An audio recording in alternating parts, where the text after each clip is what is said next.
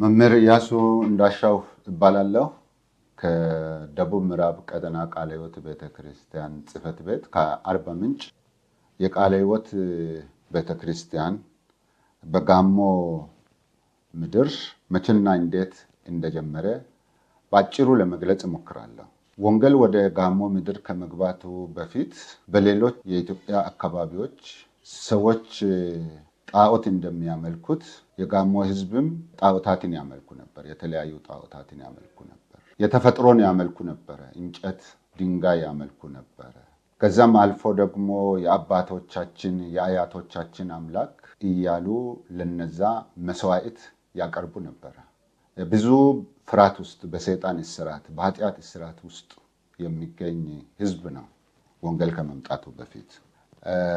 ሆኖም ግን የኢትዮጵያ ቃለ ሕይወት ቤተክርስቲያን የተመሰረተው የኤስአይኤም የመጀመሪያዎቹ የወንጌል መልእክተኞች ቡድን ወደ ደቡብ ኢትዮጵያ ማለትም ወደ ሀዲያ፣ ወደ ወላይታ፣ ወደ ሲዳማ ደርሰው የጌታችንና የመድኃኒታችን የኢየሱስ ክርስቶስን ወንጌል ማሰራጨት የጀመሩት በ1920 ዓመተ ምህረት እንደሆነ በመከራ ያበበች የሚለው የቃለ ሕይወት ቤተክርስቲያን ታሪክ ይተርካል። በተለይ ከነዚህ ሚስዮናውያን በተለይ ወላይታ መጥተው ከሰፈሩት ሚስዮናውያን ውስጥ ሁለት ያላገቡ ሴቶች ብሬንና በርግስተን የሚባሉ ሴቶች በመጀመሪያ ወደ ጨንቻ ከተማ መጥተው ቀጥሎም ደግሞ ሻማ ወደሚባልበት ቀበሌ ደርሶ በ1926 ዓመተ ምህረት ወንጌል እንደሰበኩ የእኩለ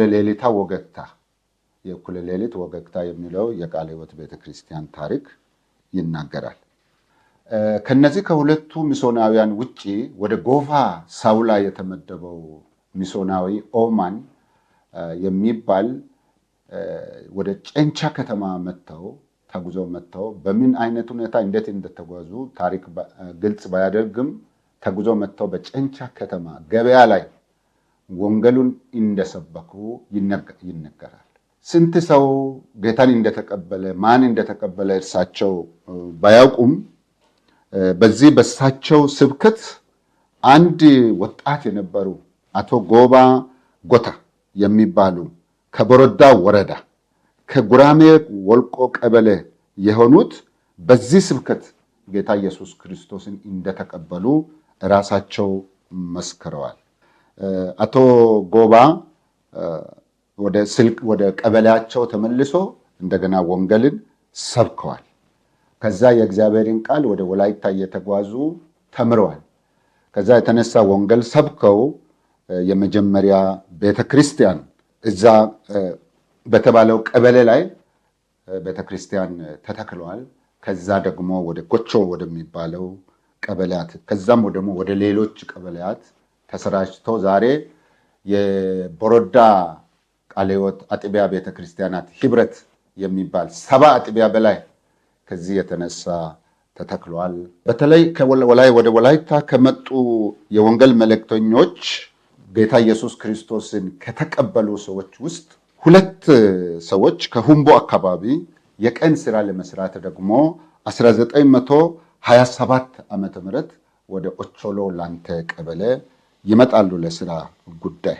እንግዲህ እነሱ የቀን ስራቸውን እየሰሩ ከስራቸው ጎን ለጎን ደግሞ ከተለያየ ቦታ ለመጡ ሰዎች ወንጌልን ይመሰክሩ ነበረ ለሌሎች ሰዎች። ስለዚህ ለአካባቢው ሰዎች ለአሰሪዎቻቸው ሁሉ ወንጌልን ይመሰክሩ ነበር። አብሯቸው ቀን ስራ ለሚሰሩ ሰዎችም ወንጌልን ይመሰክሩ ነበር። እነሱ ወንጌልን ሲመሰክሩ ጌታን ከተቀበሉ ሰዎች አንዱ በኦቾሎ ላንቴ አቶ ገንቦ ሰጋሞ ይባላሉ። ለሳቸው ወንጌልን መሰከሩ። እሳቸውም ጌታ ኢየሱስ ክርስቶስን እንደ ግል አዳኛቸው አድርገው ተቀበሉ። ከተቀበሉ በኋላ በጣሊያን መንግስት ጊዜ የጣሊያን መንግስት የራሱን ስልጣን የራሱን መሳሪያ የራሱን ኃይል ለማሳየት ሰላማዊ ሰልፍ እንዲወጣ ህዝቡን በሚጠራበት ጊዜ ተገዶ ወደ ወላይታ ሶዶ አቶ ገንቦ ይሄዳሉ። እዛ በሄዱበት እንግዲህ ከሰዎች ጋር ከአማኞች ጋር ይተዋወቃሉ። ከነዚህ ከተዋወቁ ሰዎች ሁለት ወንጌላውያን አሉ። አንደኛው ሂርቦ ይባላል፣ ሁለተኛ ሄሌና ይባላሉ። እነሱ እንግዲህ ወደ ጋሞ ምድር መጥተው ወንጌልን እንዲመሰክሩ አቶ ገንቦ ይጋብዛቸዋል። እነዚህ በአቶ ገንቦ ግብዣ ወደ ኦቾሎ ወደ ጋሞ ምድር መጥተው ወንጌልን በግልጽ መመስከር ጀመሩ። እነዚህ ሁለቱ የወንጌል መስካሪዎች ከወላይታ የመጡት ከወላይታ ሌሎች ጌታ ኢየሱስ ክርስቶስን የተቀበሉ ሰዎችን በተጨማሪነት ጠይቀው ወደ ጋሞ ምድር መጥተው ወንጌልን መስክረዋል። በ1934 ዓመተ ምህረት ደግሞ እንግዲህ የመጀመሪያ ከስብከታቸው በኋላ ከትምህርታቸው በኋላ የመጀመሪያ አማኞች የውሃ ጥምቀት በኦቾሎ ተቀብለዋል ማለት ነው። ስለዚህ ከወላይታ ከመጡት የወንጌል መስካሪዎች በተጨማሪ በኦቾሎ ጌታ ኢየሱስ ክርስቶስን የተቀበሉ አማኞች ዕለት ዕለት ወንጌልን ለሌሎች ይመሰክሩ ነበር። እንግዲህ በዛ ምስክርነት ምክንያት ብዙ መከራ፣ እስራት፣ ስደት ቢደርስም ተቋቁመው ጸንተው የመጀመሪያውን ቃለ ሕይወት ቤተክርስቲያን በአቶ ገንቦ ሰጋሞ በራፍ ተከሉ። እንግዲህ ያ አካባቢ ኦቾሎ ዙዛ ይባላል። በሌላ ጎኑ ደግሞ በኢትዮጵያ ቃለ ሕይወት ቤተክርስቲያን ታሪክ መሰረት አሁንም ወደ ጨንቻ መጥተው ወንጌል ሲሰብኩ የነበሩ ሚሶናዊ ኦሆማን አሁንም ወደ ቁጫ ወረዳ ሄደው ወንጌልን እንደሰበኩ ይናገራል። ወደ ቁጫ ወረዳ ወንጌል የገባው በሁለት መንገድ ነው። አንደኛው የመጀመሪያው በሚስተር ኦሆማን ስብከት ነው። አሁንም ኦሆማን እየተጓዘ ወደ ገበያ አካባቢ ገበያዎች ወዳሉበት ትልቅ ገበያዎች እየሄዱ ይሰብካሉ። እሳቸው ደግሞ ወደ ቁጫ መጥተው ቦላ ገበያ ሄደው አንድ ቀን ብቻ ወንጌልን በ1925 ወይም 26 ዓመተ ምህረት እንደሰበኩ እንግዲህ ይናገራሉ። በእሳቸው ስብከት አሁንም እሳቸው ማን ጌታን እንደተቀበለ አያውቁም። ግን አቶ ያያ አርገቦ የሚባሉ ሰዎች በዛ ስብከት ጌታ ኢየሱስ ክርስቶስን እንደተቀበሉ ይመሰክራሉ። እሳቸው የመጀመሪያ አማኝ ናቸው፣ በቁጫ አካባቢ ማለት ነው። በመቀጠል ደግሞ ወንጌል የገባው አቶ ብላተ ሻሸጎ የሚባል ግለሰብ ከቁጫ ወረዳ ከጋለ ቀበሌ ከቦሎሾ ንዑስ ተነስቶ ዘመድን ለመጠየቅ ወደ ወላይታ ሁምቦ ይሄዳሉ። እዛ በሄዱበት ከአቶ ዋንዳሮ ጋር ይገናኛሉ። ዋንዳሮ በሚሶናውያን ጌታ ኢየሱስ ክርስቶስን ከተቀበሉ አማኞች አንዱ ነበሩ። ከዛ አቶ ዋንዳሮ ወንጌልን ለብላተ ሻሸጎ ወንጌልን መሰከሩ። ብላተ ሻሸጎ ጌታን ተቀብሎ ወደ ቁጫ ተመልሶ ወንጌልን ሲሰብኩ 14 ሰዎች ጌታ ኢየሱስ ክርስቶስን ተቀበሉ። ይህ እንግዲህ በ1934 ዓመተ ምህረት ላይ በተጠቀሰው ቀበሌ በዳልቦ ንዑስ በአሁኑ ወዛተ ቀበሌ የመጀመሪያ ቤተክርስቲያን በቁጫ ወረዳ ተተከለች ማለት ነው። ከዛ በ1940 ዓመተ ምህረት በቦንከ ወረዳ በከቻ ቀበሌ አቶ ግንባሬ እንጄ የሚባሉ ሰውዬ ደግሞ አሁንም ለስራ ጉዳይ ለቀን ስራ ለመስራት ወደ ኦቾሎ ላንቴ ይመጣሉ። በኦቾሎ ላንቴ ደግሞ ጌታ ኢየሱስ ክርስቶስን ተቀብሎ ለሌሎች እየመሰከሩ ካሉት ከአቶ ገንቦ ሰጋሞ ጋር ይገናኛሉ። አቶ ገንቦ ሰጋሞ ለግንባሬ ወንጌልን ይመሰክራሉ። አቶ ግንባሬ ደግሞ ጌታ ኢየሱስ ክርስቶስን እንደ ግል አዳኛቸው አድርገው ይቀበላሉ። ከተቀበሉ በኋላ የቀን ስራቸውን እየሰሩ ባሉበት ደግሞ የአቶ ዋንዳሮ ደቀ መዝሙር የነበሩ አቶ ጎፒሎ ጎሎ ከሚባል ሰውየው ጋር በቀን ስራ ቦታ ይገናኛሉ። እሳቸው አቶ ጎፒሎ ወንጌልን እየሰበኩ የሚቆዩ መሆናቸውን ካዩ በኋላ ከኔ ጋር ወደ ቦንከ ምድር መጥተ ወንጌልን እንድትሰብክ ብለው ይጋብዛሉ። በዛ ግብዣ አቶ ጎፒሎ ጎሎ ቀጥታ ከግንባሬ ጋር ወንጌል ለመስበክ ወደ ቦንከ ምድር ይመጣሉ ማለት ነው። መጥተው በቤታቸው ይቀበላሉ። ቀበሌው ከሰሰንጋ ቀበሌ በቶላ ንዑስ አካባቢ የመጀመሪያ ቤተክርስቲያን ይተክላሉ። ከዛ ቤተክርስቲያን በጣም ስደት ሲበዛ ቦታው ተቀይሮ ካቻባባ ቃለ ሕይወት ቤተክርስቲያን ተመሰረተ ማለት ነው። በተጨማሪም የወንጌል መስካሪዎች የነበሩ አቶ ማጋ በካሎ፣ አቶ ወልደየስ ገርባና አቶ ዳንኤል ጓሙ የሚባሉ የወንጌል መልእክተኞች ከኦቾሎ በመነሳት አሁን አርባዎቹ ምንጮች ባሉበት አካባቢ ከታች ዝቅ ዝቅ ብሎ ቆላውን ይዞ ሼሌ በረሃውን አልፎ መለ ከፍ ብሎ ወንጌልን መለ በሚባል ቦታ ወንጌልን በመስበክ በ1944 ዓመተ ምህረት የጋዞ ቃለ ሕይወት ቤተክርስቲያን መሰረቱ። ከዚያ ወንጌል ወደ ዚሌ ቀበሌ ወደ ሌሎች መለ ቀበሌዎች ተሰራጭቶ በርካታ ቤተክርስቲያናት ተተክለው ዛሬ የአልጉደ ክፍለ ማህበር ወይ ደግሞ የጫሞ አጥቢያ ቤተክርስቲያናት ህብረትና ሼሌ አጥቢያ ቤተክርስቲያናት ህብረት የሚሉ ሁለት አጥቢያዎች ከዚህ የወንጌል ምስክርነት ቀጥሎ ተጀመረ። በተጨማሪም የወንጌል መስካሪዎች የነበሩ አቶ ማጋ በካሎ፣ አቶ ወልደየስ ገርባና አቶ ዳንኤል ኡጋሞ የሚባሉ አሁንም ሌሎች ቦታዎች ከነ አቶ አሻግረ ቡዝኒ እና አቶ ሀርቃ ኮይራ እነዚህም ደግሞ በ1947 ዓመተ ምህረት በጋንታ፣ በዝግቲ፣ በቦንኬ፣ በሶርባ፣ በሐሪንጋ፣ በቦኮ ቀበሌያት ዞሮ ወንጌልን ሰብከዋል። በ1952 ዓመተ ምህረት ጀምሮ ደግሞ አቶ ማጋ በካሎ፣ አቶ ወልደየስ ገርባና አቶ ዳፋዳሎ በጋንታና በዝግቲ ቀበሌያት ወንጌል በመመስከር በርካታ ቤተክርስቲያናትን እንደተከሉ አቶ ኦይዳ ኦቾ ገልጸዋል። እስከዚህ ድረስ እንግዲህ አሁን ጋሞ ዞን ዋና ከተማ አርባ ምንጭ ወንጌል መድረሱ እስካሁን አልተገለጸም። ምክንያቱም የአርባ ምንጭ ከተማ በዚህን ጊዜ ገና አልተመሰረተም። አርባ ምንጭ ከተማ የተቆረቆረችው በ1955 ዓመተ ምህረት እንደሆነ ሁላችን እናውቃለን። ከዚህ በመቀጠል ደግሞ ከአርባ ምንጭ ከተማ መቆርቆር ጋር ጀምሮ ደግሞ ተያይዞ የኩልፎ ወንዝን ተከትሎ የአርባ ምንጭ እርሻ ልማት ደግሞ 1957 ዓመተ ምህረት ተጀምሯል። ለዚህ እርሻ ልማቱን የጉልበት ስራ ለመስራት ከተለያዩ ከኢትዮጵያ አካባቢዎች ወደ አርባ ምንጭ ልማት መጥተው ሰዎች እንደሰፈሩ ታሪክ ይናገራል።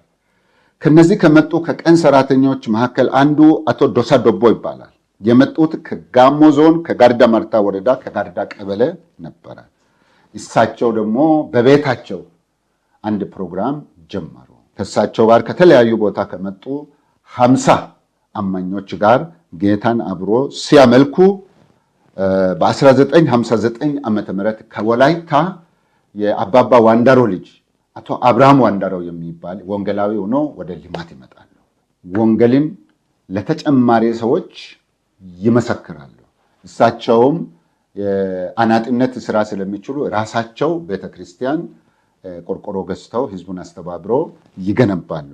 በዚህ ጊዜ ነው እንግዲህ ወንጌላዊ አብርሃም አማኞችን በማስተባበር በ1960 ዓመተ ምህረት በአርባ ምንጭ ከተማ የመጀመሪያዋ ቃለ ሕይወት ቤተክርስቲያን በልማት እንደጀመረች የልማት ቃለ ሕይወት ቤተክርስቲያን ታሪክ ጽሑፍ ያስቀምጣል ማለት ነው። ከዚህ አልፎ ደግሞ በ1960ዎቹ እና 70ዎቹ በሴቻና በሲቀላ ለመንግስትና ለግል ስራ ለትምህርት ከተለያዩ አገሪቱ ክፍሎች መጥተው በከተማ የሰፈሩ ሰዎች አሉ። ከነሱ ውስጥ ደግሞ ጌታ ኢየሱስ ክርስቶስን የተቀበሉ ሰዎች ነበሩ። ወቅቱ ደግሞ እዛን ጊዜ የደርግ መንግስት አስተዳደር ዘመን ስለሆነም ሰው በጋራ እግዚአብሔርን አያመልክም ነበር። በጣም ማምለክም አስቸጋሪ ነገር ነበር። ሆኖም ግን ወደ ከተማ የገቡ የቃለ ሕይወት ቤተክርስቲያን አባላት በአራት ግለሰቦች ቤት አብሮ ያመልኩ ነበር። አንደኛው በስቀላ አካባቢ በአቶ ወልደ ወርግደ ጨርቆስ ቤት፣ ሁለተኛው አቶ መርዲኪዮስ ገሎ ቤት፣ ሶስተኛው ደግሞ ሴቻ በወንጌላዊ ጎፕሎ ቤት፣ አራተኛው እዛ ልማት እንግዲህ ቤተክርስቲያን ተቋቁሟል። በዚህ አይነት ሁኔታ አብሮ ሰዎች ማታ ማታ በብዙ መከራና ስደት ውስጥ ጌታን ሲያመልኩ ቆይቷል።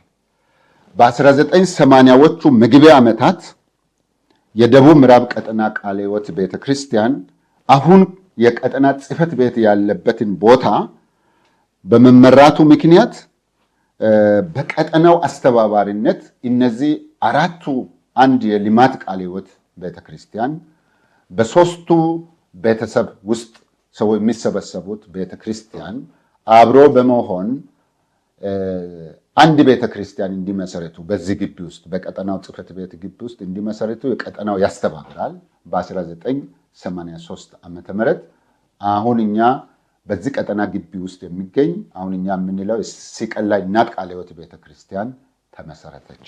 በ1926 ዓመተ ምህረት የጀመረው የወንጌል እሳት እስከ 1983 ዓመተ ምህረት ዘልቆ ብዙዎችን ከሰይጣንና ከኃጢአት ባርነት ነፃ ያወጣው በጥቂት አማኞች መስዋዕትነት መሆኑን በፍጹም መርሳት የለብንም።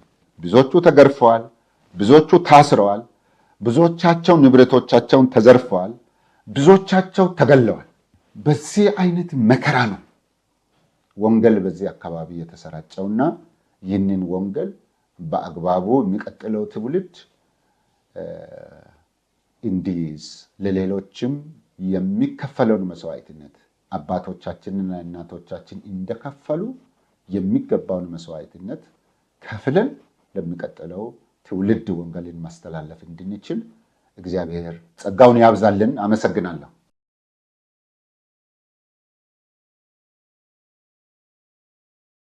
እኔ ፓስተር ሳሙኤል ወልቶ ይባላለሁ። በምዕራብ አባያ ብርብር ከተማ ቃለ ሕይወት ቤተክርስቲያን መጋቢ ሆኜ እንደዚሁም ደግሞ ከኢስሪ ፓርትነር ሚኒስትሪ ጋር የቤተክርስቲያን ተከላን በደቡብ ኢትዮጵያ ዙሪያ ላይ እያገለገልኩ ይገኛለሁ።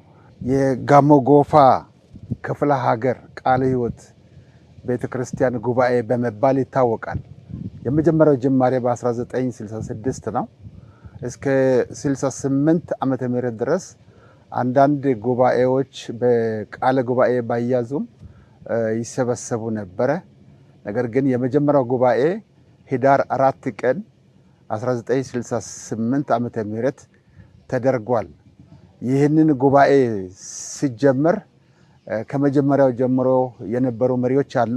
እንደገና ደግሞ እኔም በአርባ ምንጭ ከተማ ወንጌላዊ ሆኜ ከ1975 ዓመተ ምህረት ጀምሮ ሳገለግል ስለነበረ ከ1980 እስከ 85 ዓመተ ምህረት የቀጠናው ጸሐፊ ነበርኩ። ይህ የጋሞ ጎፋ ክፍለ ሀገር ማለትም በኃይለ ሥላሴ ዘመን በነበረው አስተዳደር ጠቅላይ ግዛት ይባላል።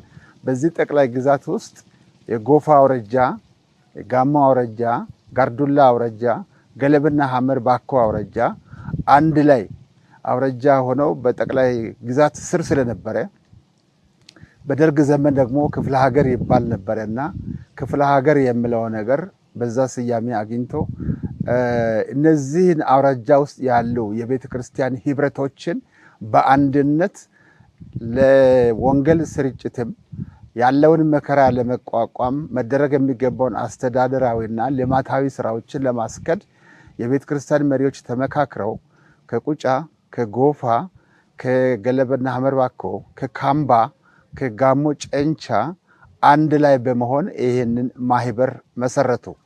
ይህንን ለመመስረት ምክንያት ከሆነው አንዱ የቤተ ክርስቲያን ተከላዎች በየአካባቢው በየቀበሌያት ይደረጉ የነበሩት በጋራ ማህበር የሚባል ነገር በጋራ በየወሩ የመገናኘትና የመሰባሰብ የመመካከርና ወንጌልን የማስፋፋት ስራ ይሰራ ስለነበረ ይሄ ማህበር አንድ ላይ በየአውራጃው ያለው ተጠቃለው የጋሞ ጎፋ ማህበር ተብሎ በቀጠና አሁኛ ቀጠና የምንለውን ያኔ መሰረተ።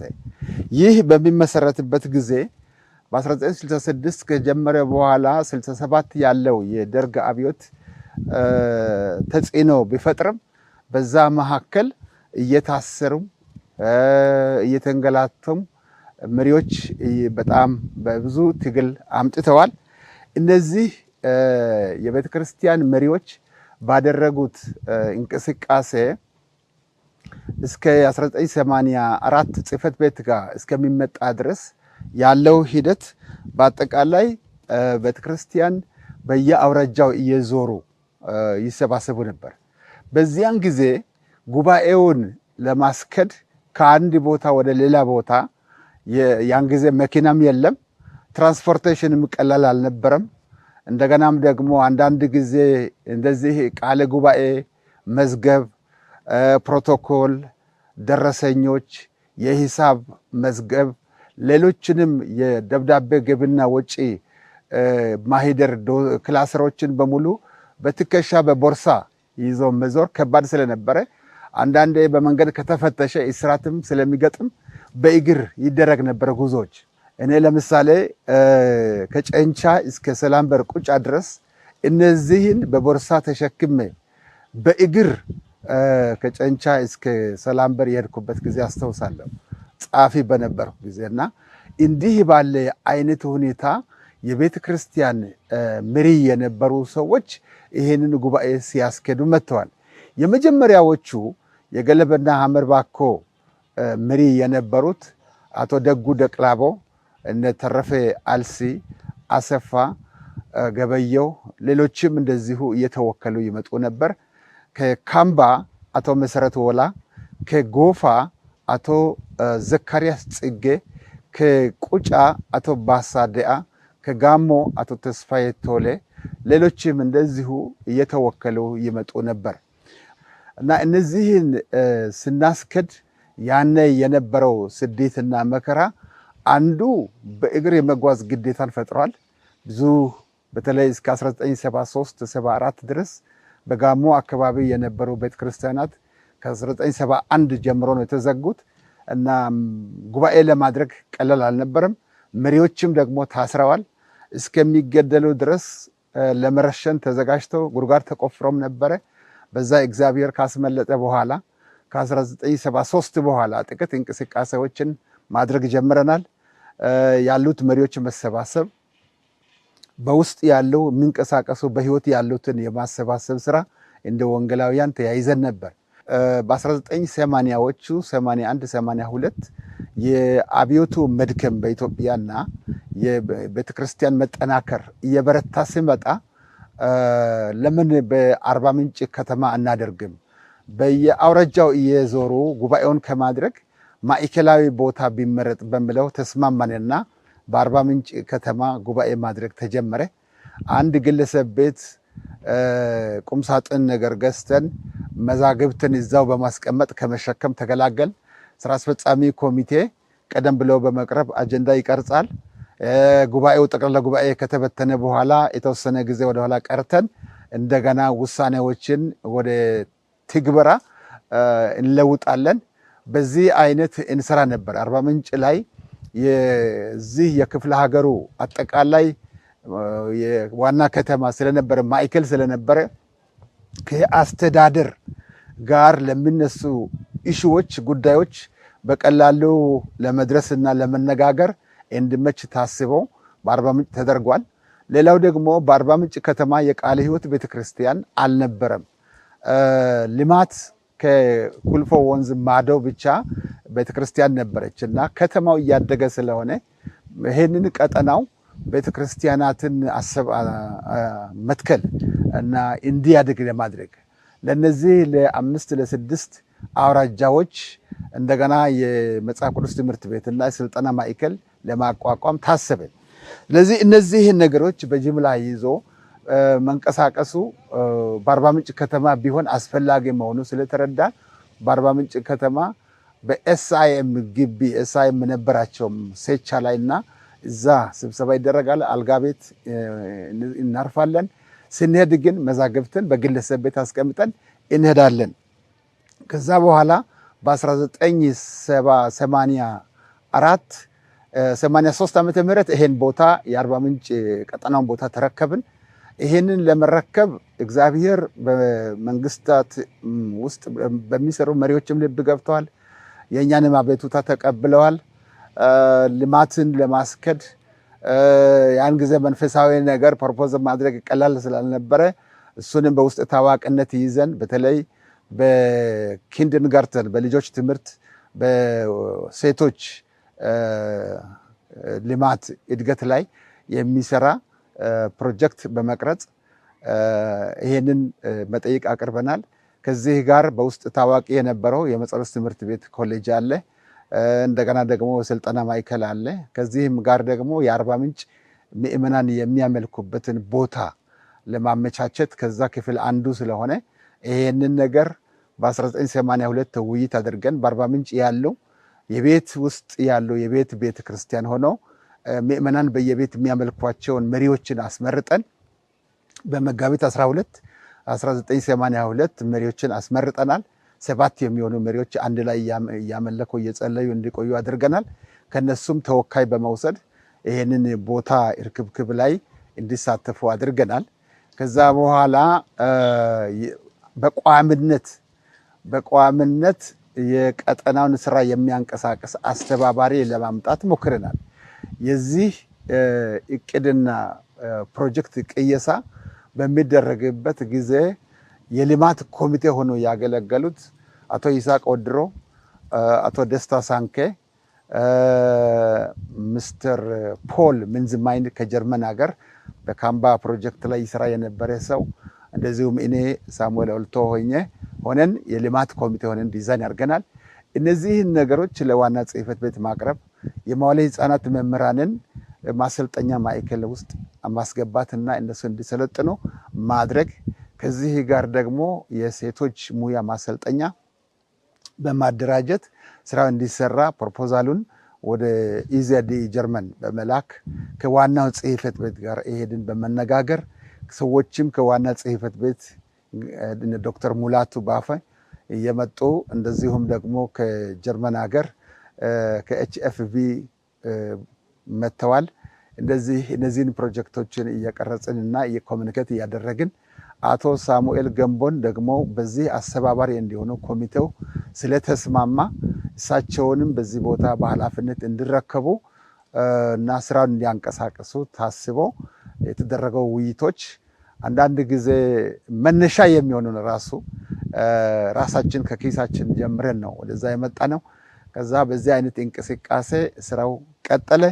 ፕሮፖዛል የተሰሩ ነገሮችም በልማትም በመንፈሳዊ ዘርፍ የወንጌል ስርጭትም መንፈሳዊ ዘርፍን በኮሌጅም ደረጃ በወንጌል ስርጭትም ደረጃ እንዲያንቀሳቅሱ አቶ ቀለሜ ቃናን አሁን ዶክተር ቀለመን በኬኤምሲ ሄደው እንዲማር አድርገናል። ከዛ በኋላ የቀጠናው መንፈሳዊ ዘርፍ እንዲያራምድ አቶ ሳሙኤል ገንቦ ደግሞ የዋናውን የቀጠናውን አስተባባሪ ሆነው እንዲቀጥሉ ከ1984 ጀምሮ እሳቸውን ኃላፊነት ከመጋቢት ወር ጀምሮ ተረክበዋል። ከዚህ ለሚሰማ ሰው ወይም ደግሞ ይህንን መልእክትን ታሪክ የሚገልጸውን ለምትሰሙ ለእናንተ መልእክት አድርገ የሚተወው እግዚአብሔር አብሮ ካለ በመከራ ውስጥ ማገልገል ፍሬያማ ነው። በመከራ ውስጥ ማለፍ ደግሞ ብርታትን፣ ጥንካሬን፣ ተስፋን ይጨምራል፣ ትዕግስትን ይጨምራል። ስለዚህ ምንም ሳትፈሩ አገልግሎት እንድትቀጥሉ እንጋብዛለን። እኛ መኪና ስለተሟላ ወይም የቢሮ ስራዎች ኮምፒውተሮች እና ሌሎች ነገሮች ስለተመቻቹልን አልነበረም ስናገለግል የነበረው በእግር እየተጓዝን እንደዚሁም ደግሞ ቅድም እንደነገርኩኝ በሻንጣ ዶክመንቶችን ተሸክመን ማህደር ተሸክመን ሻንጣዎች እየተበጠሱ በብዙ ድካም ነው ይሄንን ስንሰራ የነበረው። አባቶቻችን ከኛ በላይ ደግሞ ደክሟል። ሆኖም ግን እግዚአብሔር ለትውልዱ ፍሬያማ አድርጓል። የነገን ትውልድ በማየት የነገን የወንጌል መስፋፋት በማየት ሰፊ የወንጌልን ስራ በመስዋዕትነት መክፈል እንደሚቻል ለማስረገጥ ይወዳለሁ።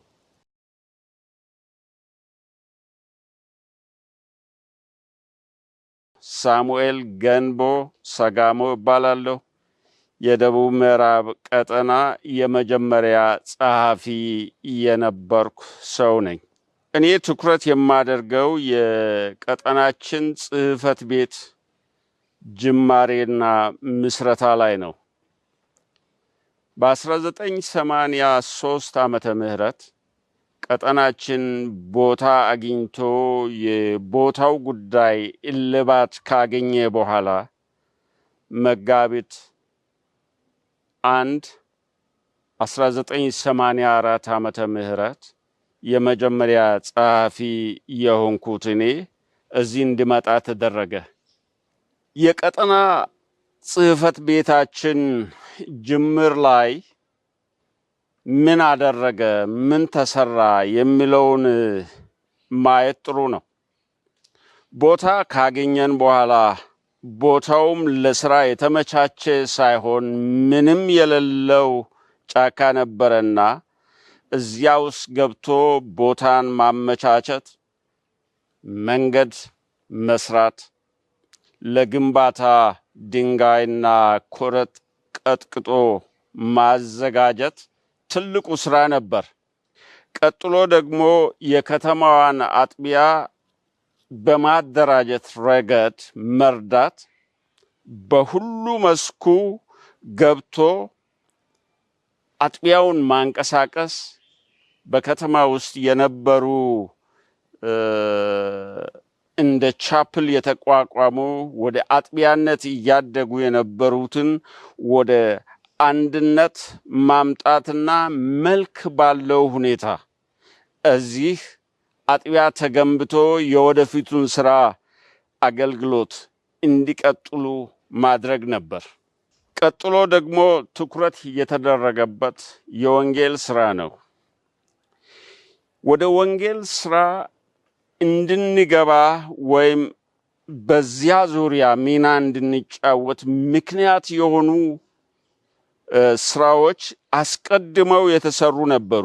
እነዚህም በንጉሱ ጊዜ በስልሳዎቹ መጀመሪያ ላይ ከዚያም በፊት የተጀመረው የደቡብ ኦሞ አርብቶ አደር ህብረተሰብ ውስጥ ያለው የወንጌል ስራ እየተጠናከረ በመሄድ ከጨንቻ ሚሽን ትምህርት ቤት ተማሪዎች እዚያ ድረስ ሄደው የአውሮፕላን ማረፊያውን እንዲመነጥሩ የቀን ስራ እንዲሰሩ ማድረጉ፣ ከዚያም አንዳንድ የአካባቢውን ሰዎች ከባህላዊ ልብሳቸው መጥተው በየኮንፈራንሱ እንዲታዩ ማድረግ፣ በተለይም ደግሞ በወቅቱ የነበሩ የቤተ ክርስቲያናችን ጀማሪ የሆኑ መሪዎች እዚያ ድረስ ሄደው እንዲጎበኙ ማድረግ ለወንጌል ስራው መሰረት ሆኗል ብዬ አምናለሁ። ቀጥሎም ደግሞ በአስቸጋሪው የደርግ ጊዜ በኮሚቴ መልክ ሲሰሩ የነበሩ እነዚያ መሪዎች አንድ ጊዜ ወደ ወንጌል ስርጭት ጉብኝት ወንጌላውያንን ለመጎብኘት አስበው አቶ ባሳዲያን የቁጫ ህብረት ሰብሳቢና የቀጠናው ስራ አስፈጻሚ ኮሚቴ አባል ዲሜ ድረስ እንዲሄድ አዘው ነበር። ዲሜ ያለው በደቡብ ኦሞ ሳላማጎ ወረዳ ውስጥ ከሃና ከተማ ትንሽ ከፍ ብሎ ባለ ተራራ ላይ ነው። እንግዲህ የሚካሄደው በእግር ነው። ጋሽባሳ ከቁጫ ሰላምበር ወደ ሳውላ መኪና ሊያገኝ ይችላል። ግን ከዚያ በኋላ ወደ ማሎ ላሃ ከዚያም ወደ ዲሜ ለመድረስ 2 ቀን ያህል ሊፈጃቸው ይችላል። በዚያን ዘመን ወንጌላውያንን ለመጎብኘት ደርሶ መልስ ከ7 እስከ 8 ቀናት የሚፈጅ ጉዞ አድርገው መስዋዕትነት መክፈላቸው፣ ከዚያም በኋላ ደግሞ ሃና ላይ በተፈጠረ በወንጌላውያን መካከል በተፈጠረ አነስተኛ ችግር ምክንያት ከደቡብ ኦሞ አቶ አሰፋ ገበየሁ እዚያ ድረስ እንዲሄዱ ተደርጎ ነበር። አቶ አሰፋ በዚያን ጊዜ የደቡብ ኦሞ ህብረት ዋና ጸሐፊና የቀጠናው ስራ አስፈጻሚ ኮሚቴ አባል ነበሩና ከጅንካ ሃና ደርሶ ለመመለስ 9 ቀናት ፈጅቶባቸዋል። 9 ቀናት በእግር ነው የሄዱት። እነዚህ 2 ከቀደሙ አባቶች ያገኘናቸውና ደግሞም በምስረታ ላይ የነበሩ መሪዎቻችን ያደረጉት መስዋዕትነት ለቀጣዩ ስራችን እንደ መሰረት ነው የሆነው። ወደ ወንጌል ስርጭት በቢሮ ደረጃ በምንገባበት ጊዜ ትኩረት ያደረግነው ወንጌላውያንን መጎብኘት ነው። በአንድ አጋጣሚ በ4ኛው ዓመት ምናልባት በ1987 ወይም 88 ግንቦት በነበረን ስብሰባ ሰብሳቢያችንን ይህንን ጉዳይ ብዙ ጊዜ ተነጋግረናል። ምንም እርዳታ አላገኘንም። ስለዚህ ዛሬ ከዚህ በኋላ ይህንን አጀንዳ እንዘጋለን አሉ እና እግዚአብሔር በሚያነሳበት ጊዜ አጀንዳውን እናነሳለን ከተባለ በኋላ ሁሉ ተስማማ። ወደሚቀጥለው አጀንዳ ከመሄዳችን በፊት የአንድ ሰው ድምፅ ይሰማል። እኚህም ሰው ዶክተር መልካም ሃንተር ይባላሉ። በደቡብ ኦሞ ባለን ስራ ላይ ከፍተኛ ተጽዕኖ የፈጠሩ ብዙ መስዋዕት ያደረጉ ሰው ነበሩ። የእሳቸው መግባት የተዘጋውን አጀንዳ እንድንከፍት አድርጓል። ሰብሳቢያችን ጋሽ ተስፋዬ ቶለ ለዶክተር ሃንተር ወንጌላውያንን መጎብኘት ፈልገን ነበረ፣ ነገር ግን እስካሁን አልቻልንም፣ ምን ይሻላል የሚል ጥያቄ ያነሳሉ። በዚህን ጊዜ እሳቸው አብረን እንጎበኛሉ። ቀነ ቀጠሮ ተቆረጠ። ነሐሴ 2 እንጀምራለን ተባለ። በ2 መኪና ቱርሚ ሄደናል። ሄሊኮፕተር መጥታ መሪዎችን ከአንዱ ቦታ ወደ ሌላ ቦታ 2 እና 3 እያደረገች ወንጌላውያን ወዳሉበት ጣቢያ ሁሉ ያም በና፣ ሐመር፣ ጸማይ፣ ዳሰነች መጀመሪያ ተካሄደ። ኋላ ደግሞ ጥቂቶቹ ሃና አካባቢ በኦዲ ህብረተሰብ መካከል እንዲጎበኝ ተደረገ። ከዚያ በኋላ መጨረሻ ላይ ሁላችንም ጅንካ ባለው የህብረቱ ጽሕፈት ቤት ተሰበሰብን። አስቸጋሪ ነገሮችን ማየት ችለናል። ይህም ለወንጌላውያን እናት ሆኖ ሲያገለግል የነበሩት ዶክተር ፍሬድ ቫን ጎርከም ወደ አገር ቤት ለ1 ዓመት ተመልሰው ነበር። መመለስ ብቻ ሳይሆን ወዲህ ዳግም ይመጣሉ አይመጡም የሚለው ጥያቄ ፈጥሯል። ላይመጡ ይችላሉ የሚል የዶክተር ፍሬድ ከዛ አካባቢ መጥፋት ማለት የወንጌል ስራውን አዘሆር ችግር ላይ ይጥላል። ሁለተኛው ችግር ደቡብ ኦሞ ከአቅም በላይ ተሸክሞ ነበር።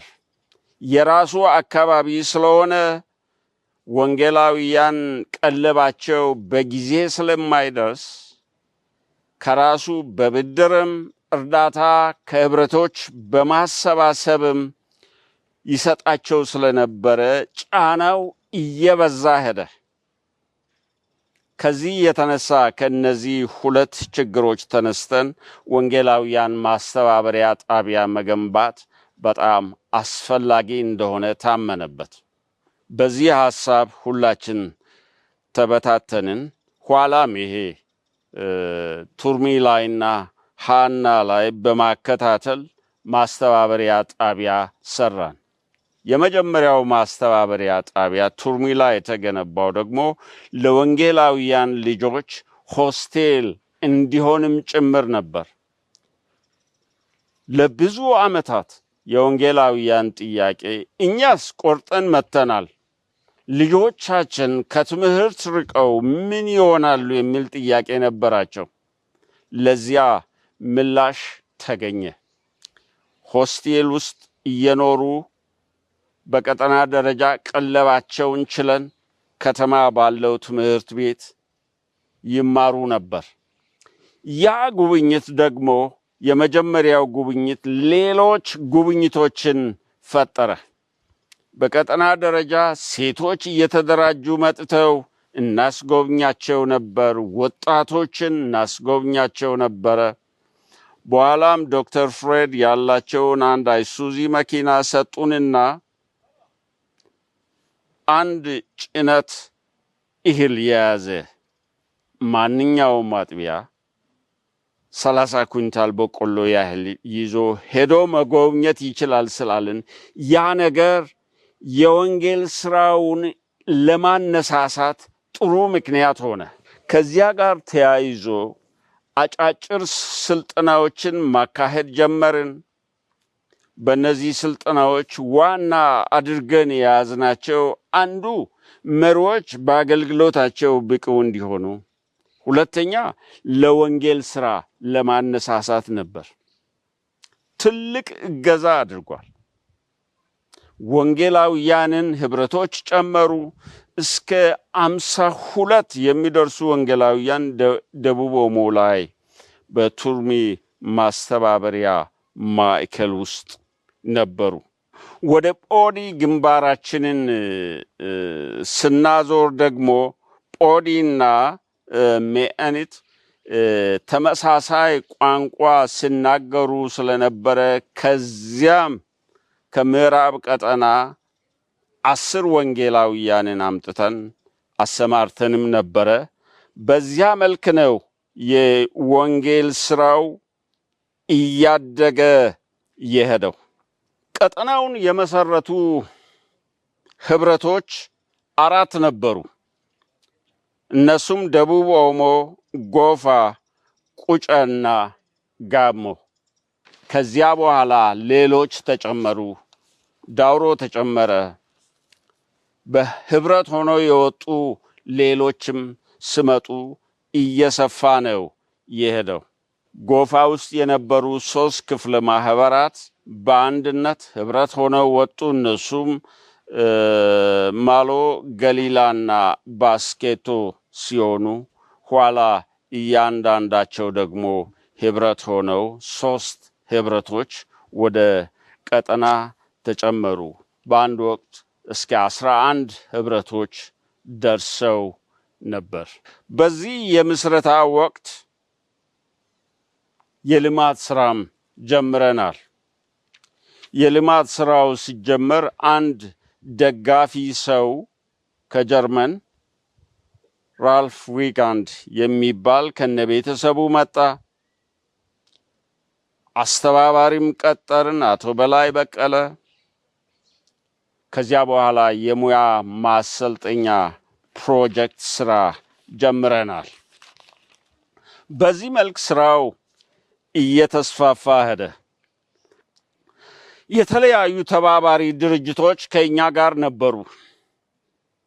ከጅምር እስከ መጨረሻው ምናልባት እስካሁን በሚል ሁኔታ ኤስአይኤም ከኛ ጋር ነበር። የኤስአይኤም ሚስዮናውያን በተለይም የምናስታውሳቸው ዶክተር ፍሬድ ቫን ጎርከም አልዱባ ላይ ስለነበሩ ለወንጌላውያን እናት ሆነው የሚያስፈልጉ ነገሮችን ሁሉ ያቀርቡ ነበር። ዶክተር ሃንተር በ60ዎቹ ጅማሬም በኋላ ጽሕፈት ቤት ሲቋቋምም በወንጌል ስርጭት ላይ በአርብቶ አደር ህብረተሰብ ውስጥ ከፍተኛ ስራ የሰሩ እኛንም ያገዙ ሰው ነበሩ። ደግሞም የቀድሞ ኤስአይኤም ሚስዮናውያን በጡረታም በእርጅናም ወደ ኋላ የተቀመጡ አንዳንዶች ተባብረውናል። ኢን ፓርቲኩላር ሚስተር መክሌላን የተባሉ አውስትራሊያዊ ሰው የእኛን ሸክም የተሸከሙ ከእኛ ጋር የኖሩ ከልባቸው እኛን ያላጡ እስከ መጨረሻ መንቀሳቀስ እስከሚያቅታቸው ድረስ በየዓመቱ እየመጡ ይደግፉን የነበሩ ሰዎች ነበሩ። ከጀርመን ኤስኤንቢ እና ሲኤስአይ የተባሉ ድርጅቶች በመንፈሳዊ ዘርፍም ፕሮፌሽናል ሰዎች በመላክም እኛን ደግፈዋል። በተለይ ኤችኤፍቢ በፋይናንስ ረገድ ያለማቋረጥ እኔ ከዚህ ግቢ እስከወጣው ድረስ ያለማቋረጥ ረድተውናል፣ ደግፈውናል። በተለይም ትናንሽ ስልጠናዎችን፣ ትላልሽ ፕሮጀክቶችን ረድተውናል። የዚህንም አጥቢያ ጣራ ግንባታ ገንዘብ የረዱን እነሱ ናቸው።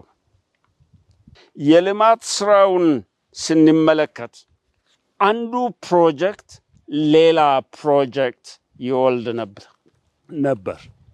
ጅምር ላይ መዋዕለ ሕፃናትን ገንብተን ስራ ላይ መዋል ከጀመረ በኋላ ከዚያ ተነስቶ ነው አንድ ድርጅት እኔ 40,000 ዩሮ አለኝ ምን ትሰራላችሁ ብሎ የጠየቀን።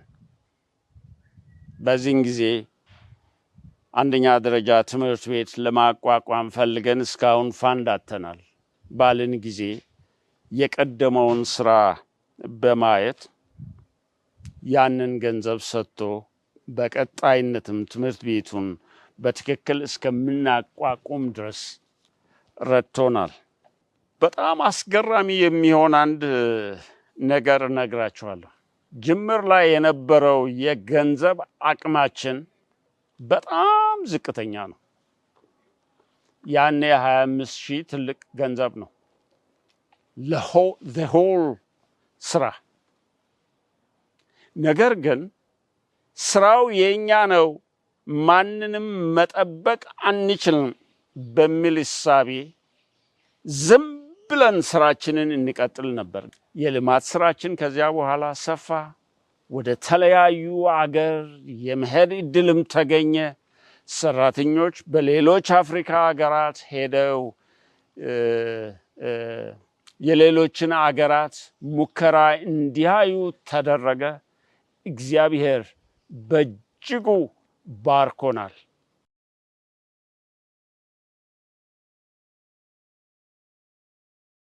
መጋቢ ቴዎፍሎስ ተስፋዬ ይባላለሁ። ተወልጄ ያደግኩት ጨንቻ በደቡብ ምዕራብ ቀጠና ስር በምትገኝ የጋሞ ህብረት በምትባል ነው። እንግዲህ ይሄ የደቡብ ምዕራብ ቀጠና ቃለ ሕይወት ቤተክርስቲያን በኢትዮጵያ ከሚገኙ ቀጠናዎች አንጋፋውና ከ50 ዓመት በፊት የጀመረ ህብረት ነው። ህብረት ልበለው ቀጠና እና ምናልባት ስፋቱ በወቅቱ ያኔ ጋሞ ጎፋን፣ ደቡብ ኦሞን ያካለለ ነበር። በኋላ ዳውሮንና ኮንታንም የማካተት እድል አግኝቶ ምናልባት ትልቁ ቀጠና በኢትዮጵያ ቃለ ሕይወት ቤተክርስቲያን በቆዳ ስፋቱ በጣም ሰፊ የነበረ ነው። ቀደም ሲል ቀጠና የሚል ስያሜ ከማግኘቱ በፊት 5ቱ አውራጃዎች ይባሉ። ያኔ በቃለ ሕይወት ህብረት የሚለው ስያሜ ከመምጣቱ በፊት ጋሞ፣ ጎፋ፣ ካምባ፣ ቁጫና ሐመር ባኮ የተባለው ደቡብ ኦሞን ሁሉ ያካተተ በአጠራሩም ያኔ የሚጠሩት በአጠራር የጋሞ ጎፋ ክፍለ ሀገር የቃለ ሕይወት ቤተክርስቲያን የጋራ ጉባኤ በሚል ነበር ይጠራ የነበረው እና በኋላ በ1983 ዓ.ም በወላይታ በተደረገው የኢትዮጵያ ቃለ ሕይወት ቤተክርስቲያን ጠቅላላ ጉባኤ 5ቱ የቃለ ሕይወት ቤተክርስቲያን መዋቅሮች አጥቢያ፣ ክፍለ ማህበር፣ ህብረት፣ ቀጠናና ዋናው ጽሕፈት ቤት የሚለው ስያሜ ከ83 ወዲህ ነው ህጋዊ የሆነው እንትን ያለውና ከዛ ጊዜ ወዲህ ነው እንግዲህ ቀጠና የሚል ስያሜን ያገኘው ማለት ነው። እንግዲህ አመሰራረቱ 1968 ላይ ሲመሰረት ከጋሞ፣ ከካምባ፣ ከጎፋ፣ ከሐመር ባኮና ከቁጫ ህብረቶቹ አውራጃዎች ነው እንትን ያለው። እስከ 1984 አጋማሽ ድረስ ቀጠናው ጽሕፈት ቤት እንኳን አልነበረው። ከአውራጃ አውራጃ ያኔ ህብረት የሚባለው ከአውራጃ አውራጃ እየተዘዋወሩ 5 የኮሚቴ አባላት ያሉት ስራ አስፈጻሚ ነበር የሚመራው። አባቴም ከነሱ አንዱ ነበረ። አሁን ከጨንቻ አቶ ተስፋዬ ቶሎ፣ ከካምባ አቶ መሰረት ወላ፣ ከጎፋ አቶ ዘካሪያስ ጽጌ፣ ከሐመር ባኮ ከሚባለው ከደቡብ ኦሞ አካባቢ አቶ ደጉ ደቅላቦ እና ከቁጫ አቶ ባሳዲያ እንደዚህ በመሆን ይመሩት ነበር።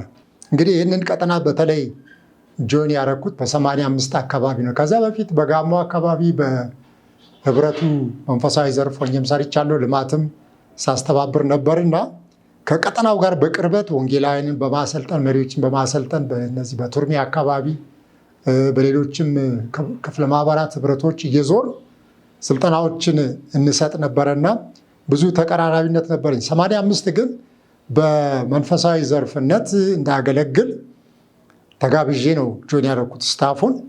እዚያም በጣም ደስ የሚል ጊዜ ያሳለፍኩበት አመታት ናቸው እነዚያ።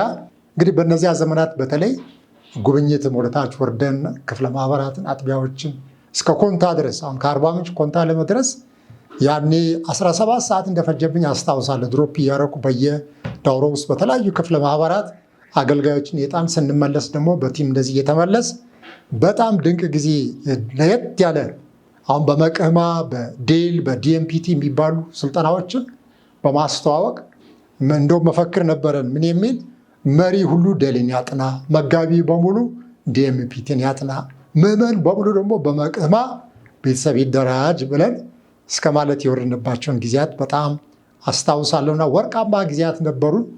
በመንፈሳዊም በልማታዊም ዘርፍ ብዙ ስራዎች በዚህ ቀጠና ተሰርተዋል። ያ ማዕከል ተወስዶ በዚያ ማዕከል ምንም ካልነበረበት በጣም ሰፊ እንግዲህ ድንጋያማ የሆነ ቦታ ነው። ዛሬ ለምቶ ትምህርት ቤት ተሰርቶ ህንፃዎች፣ ቤተክርስቲያን ብዙ ነገር የሚታይበት እንደና ወልደ ጨርቆስ የመሳሰሉ አባቶች ጫካ ውስጥ ተንበርክከው ይጸልዩ እንደነበረ እንግዲህ ሲነግሩን ነበር። ምዕመኑ እየበዛ ህብረቶች እየሰፉ ሲሄዱ ደግሞ ቀጠናው በጊዜው ብዙ ሌሎች ቀጠናዎችን መውለድ ይችላል። አክቹዋሊ በኢትዮጵያ ቃሊት ቤተክርስቲያን 4 ቀጠናዎችን የወለደ ብቸኛ ቀጠና ነው። እንግዲህ አዳዲሶችን በመውለድ ብቻ ሳይሆን ወንጌላውያንን በጣም በስፋት በመላክ አካባቢያዊ እስከ ሚስዮናውያን ድረስ ዛሬ መላክ የቻለ ህብረቶችም አጥቢያዎችም በጣም እየበዙ የሄዱበት ሁኔታ ነው ያለውና በመንፈሳዊም በልማቱም ዘርፍ ትልቅ ስራ ነው የተሰራው። በልማቱ ሰፊ ተጽዕኖ የፈጠሩ የግብርና ምርቶችን ከአካባቢ አልፎ ለሀገርን በማስተዋወቅ ሰፊ ስራ የሰራ ቀጠና ነው። ይህ ቀጠና ልዩ ልዩ አትክልቶችን የመድኃኒት እጽዋትን በማስተዋወቅ እነ ሞሪንጋን፣ እነ አርትሚዚያን፣ እነ አፕልን እነዚህን የመሳሰሉ በጣም የሀገርን ኢኮኖሚ እንኳን እስከ መለወጥ የደረሱ አስተዋጽኦ ያደረገ በጣም ትዝታው ሁል ጊዜ ከውስጥ የማይጠፋ ቀጠና ነው ምዕራብ ቀጠና። ዛሬ እንግዲህ በመዋቅር በማሻሻል ክፍለ ማህበር ሲታጠፍ ብዙ ተግዳሮቶች ገጥመውናል። ከዚህ የተነሳ ምናልባት የተወሰኑ ወቅቶችን አመታትን የታገልንበት ሁኔታ ይታያል። እኔ ወደ ኋላ መለስ ብዬ ቀጠናው ከመመስረቱ በርካታ ዓመታት በፊት አባቶች ምን ያደርጉ እንደነበር ትንሽ ባወራ ደስ ይለኛል። በ1975 መዝገብ ስናገላበጥ ነው እዛ ቀጠና ላይ 1975 ዓመተ ምህረት ሚያዝያ ወር ላይ የቀጠና ጽሕፈት ቤት ለመስራት ባደረጉት ውይይት እነዚህ 5ቱ አውራጃዎች ያልናቸው ህብረት ተብለው በአሁኑ የሚጠሩት በዚያ የተሳተፉ የጉባኤ አባላት ዝርዝራቸውን አገኘን ከመዝገቡና ከጨንቻ አቶ ተስፋዬ ቶሌ፣ አቶ ቦሼ ቦራጎ፣ አቶ መና ማራ ታዛቢ ሆነው፣ ከከምባ አቶ መሰረት ሆላ፣ አቶ ደስታ ሳንኬ፣ ከጎፋ አቶ ኤልያስ ዚዶ፣ አቶ ባይከዳኝ ባሻ፣ ከአመር ባኮ አቶ ደጉ ደቅላቦ፣ አቶ እንሶ ሻሚ፣ አቶ ላሌ ጌጎ፣ ከቁጫ አቶ ባሳዳና አቶ ኤልጎ ማዚ እነዚህ በቀጠና ጽሕፈት ቤት ጉዳይ በተደጋጋሚ ሲወያዩ ቆይተው የሚቀጥለውን ጉባኤ ሐምሌ 30 1975 ለማድረግ ተስማምተው ዘጉ ይላል። የሚገርማችሁ ከዓመታት በኋላ በ30ኛው ጠቅላላ ጉባኤ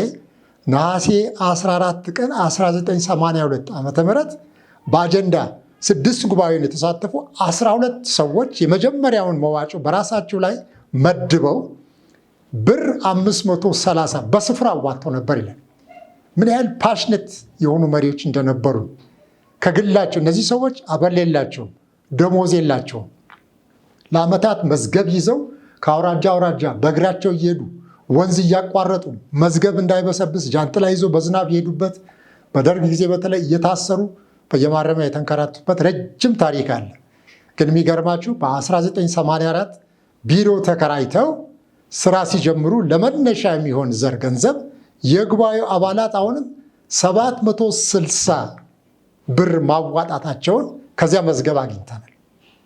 በዚያ መዝገብ የዓመቱ በጀት ብር 17812 መሆኑን ሲገልጽ ይህም የሁለት መዋለ ሕፃናት ትምህርት ቤት መምህራን፣ የአንድ ስራ አስኪያጅና የአንድ አስተባባሪ ጸሐፊ ደሞዝ ያዘ። ሁለቱ መምህራን የምስራች እስራኤልና ኢየሩሳሌም አወቀ ሲሆኑ አስተባባሪ ጸሐፊው አቶ ሳሙኤል፣ ጸሐፊዋ ደግሞ ደብሪቱ ዳኝ የምትባል እና በወቅቱ በቀጠናው የነበሩ አጥቢያ ቤተክርስቲያናት ብዛት 707 ሲሆን በጋሞ 124፣ በቁጫ 70፣ በካምባ 110፣ በጂንካ 109፣ በባስኬቶ 108 እና በጎፋ 186 አጥቢያ ቤተክርስቲያናት ነበሩ። በጀቱን ለመሸፈን ወርሃዊ መዋጮ በአጥቢያ ቤተክርስቲያን በነፍስ ወከፍ ብር 2 ብር ከ15 እንደተመደበና ሊሰበሰብ የታቀደው ብርም ብር 18240 እንደነበር ከመዝገቡ ማየት ችለናል። እዚህ ላይ በጣም ማስመር የምፈልገው ይህ ቀጠና ገና ከጅምሩ እንዴት የተቀናጀ በጣም በግልጽነት ከገንዘብ አያያዝ ጀምሮ ንጽህና ባለው መንገድ እንዴት አባቶቻችን እንደሰሩ መጥቀስ እፈልጋለሁ። የ1985 ዓ.ም እቅድ ሆኖ እንዲጸድቅ ለጉባኤው በቀረበው ሰነድ የ1983 እና 84 ጥቅል ሪፖርትም ቀርቦ ነበር። የዓመቱ ጠቅላላ ገቢ ድምር 48172 ከ05 ሲሆን ወጪው 47585 ነበር። ከውጪ ቀሪ 586 ከ70 ተጽፎ አግኝተናል። እንግዲህ በወጪው ዝርዝር ላይ የአርባ ምንጭ ቦታ ብር 23501፣ ለወንጌላውያን ደሞዝ 5510፣ ለወንጌላውያን እህል ግዢ ብር 4476 ከ25፣ የሰራተኞች ደሞዝ እና ስራ ማስኬጃ ብር 6000፣ የዘበኞች ደሞዝ ብር 500 ሲሆን ቀሪው መስተንግዶ፣ ውሎ አበልና ትራንስፖርት እንዲሁም የጽህፈት መሳሪያና ሌሎች ልዩ ወጪዎችን የያዘ እንደነበር በመዝገብ ተመልክተናል። እንግዲህ ይሄ ገና በጅምሩ ቀጠናው በዚህ መልክ ጀምሮ ነው ዛሬ 4 ቀጠናዎችን እስከሚወልድ ሰፊ ስራ የሰራው ማለት ነው። ሌላው በዚህ መዝገብ የገረመን ነገር በዓመቱ ለጋራው ጉባኤ ጽህፈት ቤት ከተበጀተው ገንዘብ አንገብጋቢ ነው ብለው ያሰቡትን መብራትና ውሃ ማስገቢያ የመዋለ ሕፃናት ወጪዎችን ለይተው 25000 ብር በጊዜው በነበሩ 707 አጥቢያ ቤተክርስቲያናት በማከፋፈል ለአጥቢያ ብር 32 ብር ከ55 እንዲያመጡ መወሰናቸው የስራውን በርደን በጋራ እንዴት እንደሚሸከሙ እንደነበረ ያሳያል። እንግዲህ በ80ዎቹ ጅምር እንዲህ ሲንቀሳቀስ የነበረው የጋራው ህብረት ጽህፈት ቤት የካቲት 6 1984 ዓ.ም የጽህፈት ቤት እየተባለ የቀጠና ጽህፈት ቤት እየተባለ ከዚያን ጊዜ ጀምሮ መጠራት የጀመረው። ሪፖርቱም የአውራጃዎች እየተባለ ይቀርብ የነበረው ለህዳር 17 1986 ጀምሮ ህብረት እያለ በመዝገቡ ሲሰፍር ነው የተመለከት ነው። እንግዲህ ጽህፈት ቤታችን ስራውን ሲጀምር በአንድ ስራ አስኪያጅ ብቻ ነው። በ1984 ዛሬ 88 ከ1 ወደ 2 ከዚያም ወደ 3 ዛሬ ወደ 100 የሚጠጉ ሰራተኞች ያሉበት ግቢ ነው። ትምህርት ቤት አለ፣ የተለያዩ ፕሮጀክቶች አሉ፣ አጥቢያ ቤተክርስቲያናት አሉ፣ ባይብል ስኩል አለ፣ ባይብል ኮሌጅ አለ እና አንድ ራሱን የቻለ ትልቅ ከተማ የሆነና በጣም ብዙ ትውልድ እየሰራ ያለ በተለይ ትምህርት ቤቱ በየዓመቱ ብዙ ተማሪዎችን በማሳለፍ የታወቀ 3-4 ጊዜም የተሸለመ ትምህርት ቤት ነው። እዚያ መምህራን አሉ፣ ክርስቲያኖች ናቸው። በጣም ትልቅ ስራ እየተሰራ ነው ያለው። እንግዲህ ይሄ የተወሰነው መሬት ድንጋያማና ቋጥኝ በዛበት ቢሆንም እግዚአብሔር ደግሞ ሀብት አድርጎ የሰጠንን ድንጋይ ዛሬ ለግንባታ ለእኛ ብቻ ሳይሆን ለከተማው ለተለያዩ ፕሮጀክቶች ከዚያ ድንጋይ በመሸጥ እየተጠቀምን ነው ያለ ነው። እንግዲህ በአንድ በኩል የወንጌል ስራው፣ በሌላ በኩል የልማት ፕሮጀክቱ ተጠናክረው እየሰሩ የቀጠናው ቤተክርስቲያናት መሪዎችን በስልጠና አውደ ጥናት የማስታጠቁ ስራ ቀጠለ ማለት ነው። በወንጌልም በደቡብ ኦሞ የሚሰራው ስራ የተለያዩ ክፍለ ማህበራትና ህብረቶችን እያሳተፈ በጽህፈት ቤቱ የአስተባባሪነት በስፋት ስራውን ቀጠለ። በርካታ ወንጌላውያን ወደ ዳስኒች፣ ወደ ሐመር፣ ወደ ቦሬ ጸማይ አካባቢ ተልከው ዛሬ ህብረት ሆነው ከህብረትም አልፎ ቀጠና የመሆን ሰፊ ስራ የተሰራበትን ማውሳት ይቻላል። አጋር ድርጅቶችም ራዕያችንን በመጋራት በልግስናቸው ስራችን ይበልጥ ወደፊት እንዲሄድ በእጅጉ አግዘውናል። በተለይ ወንጌል ስራ ላይ በሄሊኮፕተር ሄደን እስከምንሰራ ድረስ የደረሰበት ጊዜ ነበር። ወንጌላን ለመጎብኘት እርዳታ ለመስጠት በወቅቱ ብዙ ገንዘብ ባይኖራቸው አጥቢያዎች እህል ያመጡ ነበረ፣ ጉልበታቸውን ይሰጡ ነበር። ለምሳሌ የቱርሚ ጣቢያ ሲሰራ ወደ 60 የሚሆኑ ወጣቶች ለ2 ወር ነፃ ጉልበታቸው እንዴት እንደሰጡ እኔም ከነሱ ጋር 1-2 ሳምንት ተሳትፌ ነበርና ፈረንጆችም ከአሜሪካ መጥተው የግንባታ ስራ፣ የብየዳ ስራ በጣም ድንቅ ጊዜ አሳልፈናል። እግዚአብሔር ብዙ ትዝታዎችን ወደ አእምሮ እያመጣ ነው። በተለይ በልማቱ ስራ የአፕል ስልጠና ለ12 13 ዓመታት ከመላ ሀገሪቱ ሰዎች የመጡ ጨንቻ ላይ በርካታ ሰዎችን በስልጠናው በማስታጠቅ ሀገር አቀፍ ኢምፓክት ሊመጣ ይችላል። በከብት እርባታውም ዛሬ አርባ ምንጭ ላይ የተንበሸበሸው ወተት ከቀጠናው ጋር የጋሞ ህብረት በጋራ በሰራው ስራ መሆኑን መመስከር ይችላሉ። እንግዲህ በዚህ አጋጣሚ አብረውኝ በመንፈሳዊና በልማቱ ለሰሩ ባልደረቦቼ ምስጋኔን በጣም ላቀርብ እወዳለሁ። ከአቶ ሳሙኤል ጌምቦ ጋር የጀመርነውን ስራ ከነ አቶ በላይ እና አቶ ሙርቃ ሌሎችም ከእኔ ጋር አብሮ የሰሩ በመንፈሳዊ ዘርፍ በልማቱም በርካታዎችን አሁን ስማቸውን ጠርቼ መጨረስ አልችልም። እግዚአብሔር በጣም በዚያ ጊዜ ተጠቅሞን ብዙ ፍሬ በማግኘታችን ለእግዚአብሔር ክብርን መስጠት እወዳለሁ።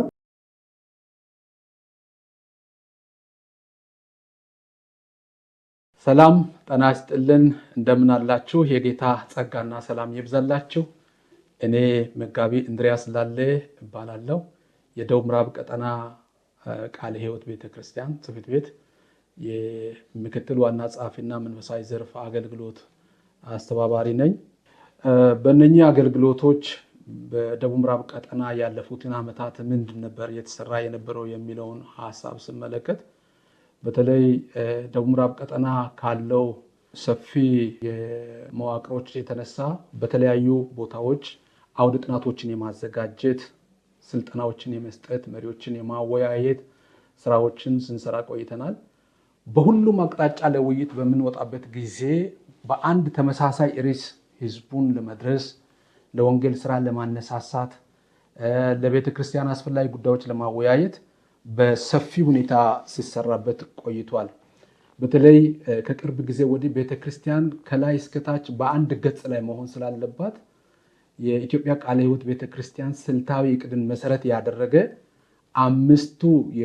ስድስቱ የትኩረት አቅጣጫዎች ላይ በጣም ትኩረት ተሰጥቶ አሁን ባለው አደረጃጀት የአጥቢያዎች ህብረቶችን ወደ ታች ወርደን እንደገና ደግሞ ከዚያም ወረድ ብለን አጥቢያዎችን ሁሉ የአጥቢያ መሪዎችን ሁሉ ለማግኘት በየክላስተሩ ሁሉ እየወረድን የትኩረት አቅጣጫዎችን ለማስጨበጥ ትልቅ ስራ ተሰርቷል። በዚያ ስራ ብዙ ውጤቶችን ያየን ነው። በተለይ የወጣቶችን አገልግሎት፣ የልጆችን አገልግሎት፣ የሴቶችን አገልግሎት በሚመለከት ያሉ ክፍተቶች ምን እንደሆነ እታች ያሉት ተረድቶ አገልግሎቶቹ የበለጠ እንዲነቃቁ እንዲደራጁ እድል እየሰጠ ያለበትንም ሁኔታ ማየት ችለናልና በተለይ ስልታዊ እቅድን በሚመለከት ከግብ አንጻር እንደየአውዱ የተለያየ ነገር ሊኖር ይችላል። ነገር ግን ትኩረት የጋራ ነው። በቃ ሁሉም ከላይ እስከ ታች ወጥ እንዲሆን ታስቦ ነው የተሰራው። በዚያ ውጤት እያየን ያለንበት ሁኔታ አለ።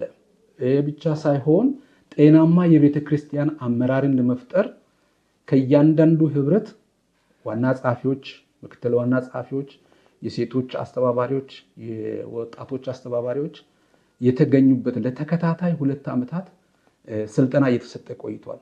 ይሄ ስልጠና ደግሞ የወሰዱት እታች ወርዶ በየአካባቢያቸው ደግሞ አደራጅቶ የአጥቢያ መሪዎችን የማሰልጠን ስራ እየተሰራ ይገኛል።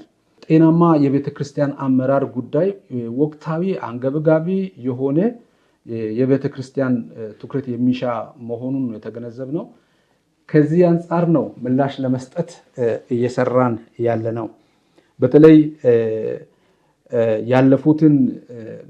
ያለፈውን አንድ ዓመት 2017ን ወደ 2332 መሪዎችን በስልጠና መድረስ ችለናል።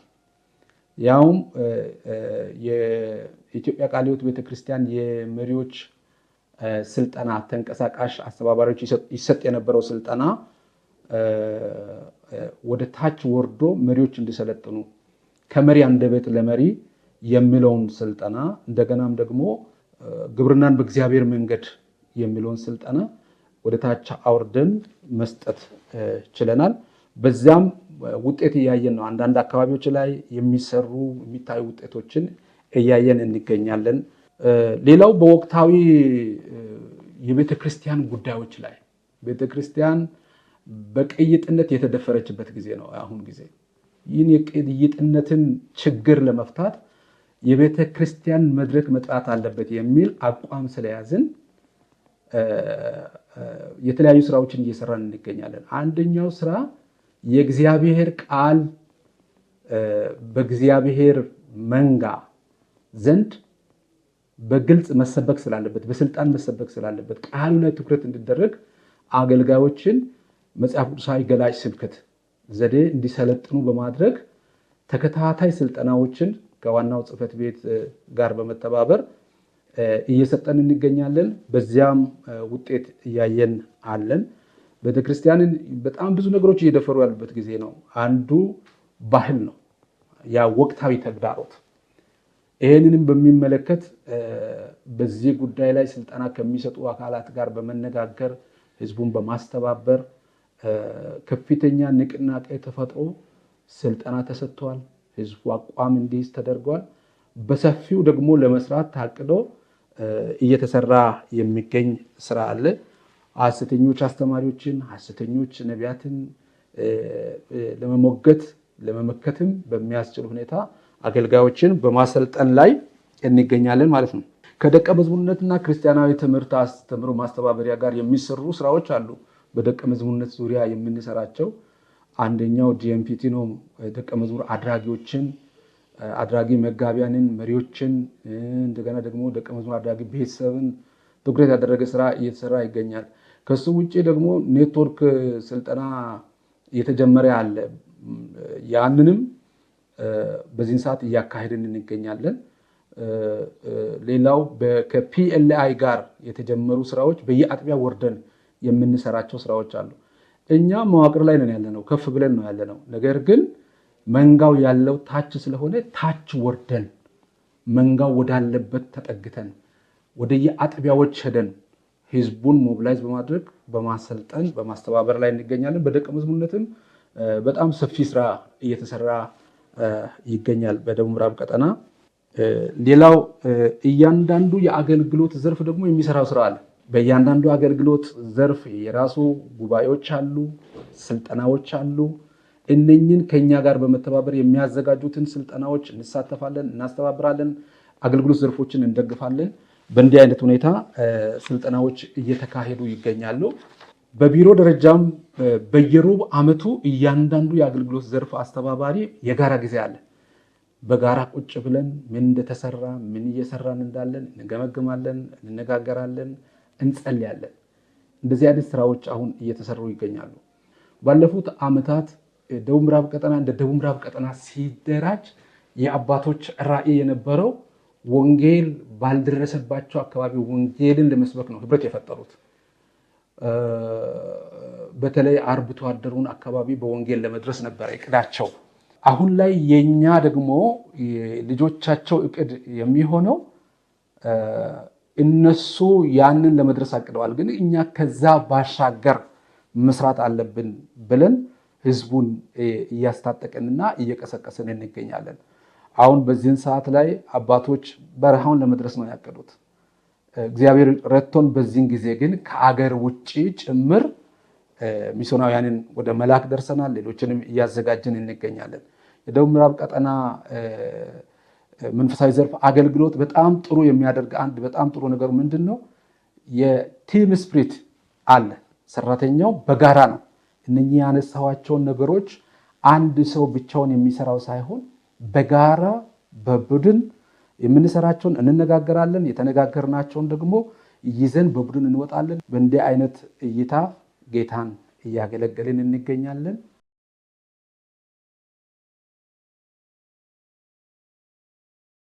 ስሜ እህት አበራሽ ሰለሞን ይባላል። በደቡብ ምዕራብ ቀጠና ቃለ ሕይወት ቤተክርስቲያን አስተዳደርና ፋይናንስ አገልግሎት ኃላፊ ሆኜ ነው ማገለግለው። እግዚአብሔር ረድቶን በደቡብ ምዕራብ ቀጠና ቃለ ሕይወት ቤተክርስቲያን ቀደም ሲል ሲመሰረት በውስን የሰው ኃይል የተጀመረው ስራ በእግዚአብሔር እርዳታ እየሰፋ መጥቶ አሁን ባለንበት ሁኔታ የስራ ዘርፎችም ሰፍተው ከፍተኛ የሰው ኃይል ቁጥር ነው ይዘን እየሰራን ያለነው። ይህንንም በተመለከተ በመንፈሳዊ ዘርፍ አጠቃላይ ጽህፈት ቤቱን እየመራ ያለው የመንፈሳዊ ዘርፍ ነው። በመንፈሳዊ ዘርፍ ስንመለከት 21 ወንዶችና 5 ሴቶችን የያዘ በቁጥር 26 ሆነን እያገለገልን እንገኛለን። በመንፈሳዊ ዘርፍ በልጆች አገልግሎት፣ ወጣቶች፣ ሴቶች፣ የወንጌል ዘርፍ ጨምሮ ድጋፍ ሰጪ አስተዳደር ሰራተኞች ጋር በመሆን 26 ሰዎች በመንፈሳዊ ዘርፍ ያገለግላሉ። እንደገናም ደግሞ በመጽሐፍ ቅዱስ ኮሌጅ በግቢው ባለው መጽሐፍ ቅዱስ ኮሌጅ 7 የሚሆኑ ወገኖች ያገለግላሉ። 6 ወንዶች፣ 1 ሴት በመሆን የመጽሐፍ ቅዱስ ኮሌጅ ስራውን በሚገባ እያገለገሉ ይገኛሉ። እንዲሁም በሮቦት ትምህርት ቤት ከፍተኛ በከተማችን ስመጠር የሆነ ትምህርት ቤት ነው። በዚያም እንደዚህ የሚገኙ መምህራን አሉ። በኬጂ ወይም አጸደ ህፃናት 2 ወንድና 8 ሴቶች 10 በመሆን ያገለግላሉ። በአንደኛ ደረጃ 14 ወንዶች 15 ሴቶች በድምሩ 29 የሚሆኑ መምህራን እያገለገሉ አሉ። ሁለተኛ ደረጃ ላይ ስንመለከት 21 ወንዶችና 7 ሴቶች በድምሩ 27 የሚጠጉ ያገለግላሉ። እንደገና በተጨማሪ ከነዚህ ዘርፎች ውጪ በቅርቡ የጡረታ ኮሚሽን የኢትዮጵያ ቃለ ሕይወት ቤተክርስቲያን ጡረታ ኮሚሽን በዚህ በደቡብ ምዕራብ ቀጠና ጽህፈት ቤት ቅርንጫፍ ከፍቶ 1 ሰራተኛ ቀጥረን በድምሩ 102 ሰራተኛ የሚያህሉ እዚህ ግቢ ውስጥ እያገለገልን አለን። ቀደም ሲል 6 ወይም 7 የነበረው ሰራተኛ ቁጥር እግዚአብሔር በየአመቱ እየጨመረ ስራውን እያሰፋ መጥቶ አሁን 102 ሰራተኛን ደቡብ ምዕራብ ቀጠና ጽህፈት ቤት እያገለገለ ያለ ሁኔታ ነው ያለውና ክብር ለእግዚአብሔር ይሁን። እግዚአብሔር በሰው ኃይል ባርኮናል። ፋይናንስን በተመለከተ በደቡብ ምዕራብ ቀጠና ጽህፈት ቤት ቀደም ሲል የነበረው የፋይናንስ የገቢ መጠን ስንመለከት ከ1 ሚሊዮን ያነሰ የነበረበት ሁኔታ ነው ያለው። የሰውም ኃይሉም ዝቅተኛ በነበረ ሰዓት የአገልግሎት ዘርፉም ባልሰፋበት ሰዓት የተወሰነ የነበረው እንቅስቃሴ እግዚአብሔር በየአመቱ እያሰፋ ፕሮጀክቶችንም እየጨመረ ከዛ ከሚገኝ ድጋፍ የአጋር አብሮ የሚሰሩ ወንጌልን አብሮ የሚሰሩ ወገኖችንም ጌታ እየሰፋ እየሄደ በየአመቱ እየተጨመረ 5 ሚሊዮን የነበረው 1 ሚሊዮን ከነበረበት ወደ 5 ሚሊዮን የደረሰው አሁን ላይ እስከ 51 ሚሊዮን በጀት የሚያንቀሳቅስ ሆኖ ነው እየሰራን ያለነው። ይሄ 51 ሚሊዮን ከ17ቱ ህብረቶች 20% ስራ ማስኬጃ የሚመጣ አለ።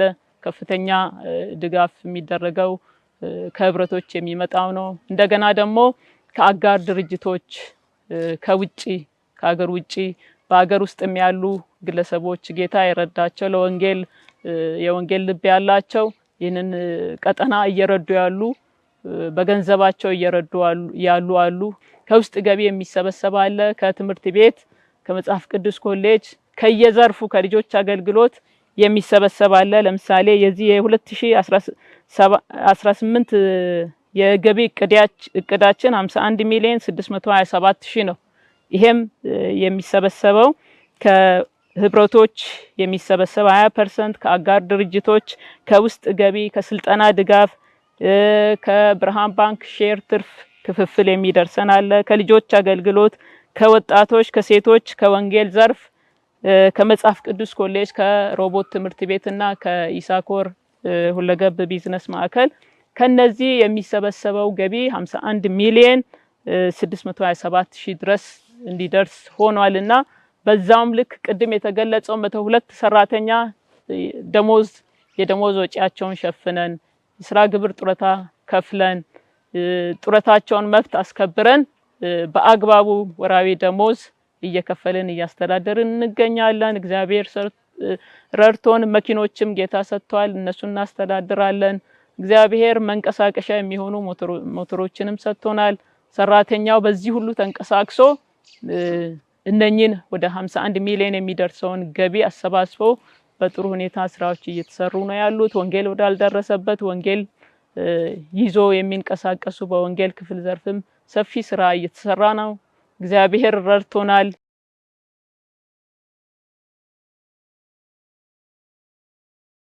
ስሜ መጋቢ ደስታ ዲያ ይባላለሁ። በደቡብ ምዕራብ ቀጠና ወንጌል አገልግሎት ማስተባበሪያ ቢሮ ላይ ወንጌልን በማስተባበር አገለግላለሁ። በቅድሚያ የመጽሐፍ ቅዱስ ክፍል በማቴዎስ ወንጌል ምዕራፍ 28 ቁጥር 16-20 በምናይበት ጊዜ ጌታ ኢየሱስ ክርስቶስ ባስተማረው ቃል መሰረት በማድረግ የወንጌልን አገልግሎት ዋና ዋና ተግባራትን መሰረት በማድረግ ነው እንግዲህ አገልግሎታችንን በደቡብ ምዕራብ ቀጠና የምናገለግለው። በዚህ ውስጥ ጌታ ኢየሱስ ክርስቶስ እንደተናገረው ሂዱ እና መስክሩ የሚለው አንደኛው ሲሆን፣ ሁለተኛው ደግሞ በቤተ ክርስቲያን ማስተማርና ማጥመቅ ነው። ሶስተኛ ደቀ መዝሙር ማፍራት፣ አራተኛው በሐዋርያት ሥራ ምዕራፍ 1 ጀምሮ እስከ 13 ድረስ በምናይበት ጊዜ የቤተ ክርስቲያን ተከላና የአገልጋዮች አላላክን በሚመለከት የቤተ ክርስቲያን የመጀመሪያዊቱን ቤተ ክርስቲያን እናስታውሳለን። የአንጾኪያ ቤተ ክርስቲያን አገልጋዮችን በመላክና ቤተ ክርስቲያንን በመትከል የጀመሩበትን አገልግሎት በደቡብ ምዕራብ ቀጠና በስፋት እያገለገልን እንገኛለን። በቀደሙት የጽሕፈት ቤታችን መሪዎችና አባቶች እንደገለጹት ከጅማሬ ጀምሮ የወንጌል አገልግሎት በደቡብ ምዕራብ ቀጠና ትልቅ ትኩረት በመስጠት ዋና አጀንዳ በመሆን እየተገለገለ እንደነበረ ገልጸዋል። እኔ ግን አሁናዊ መልእክቶችን ለማስተላለፍ እፈልጋለሁ። በደቡብ ምዕራብ ቀጠና ባሉቱ ተከላ ጣቢያዎች ወንጌል ባልደረሰባቸው አካባቢዎች እና ኢትዮጵያ ቃለ ሕይወት ቤተክርስቲያን ለደቡብ ምዕራብ ቀጠና ብሔራዊ አገልግሎትን እንድናሰማራ እንድናገለግል የሰጡን አጋር አካባቢዎችና ቀደም ተብሎ በቤተክርስቲያናችን ብሔራዊ ወንጌላውያን በማሰማራት የምናገለግላቸው በመሀል ኢትዮጵያም በአራቱም አቅጣጫዎች ላይ እየሰራን ያለ ነው። ትንሽ ነገር ማሳየት ፈልጋለሁ።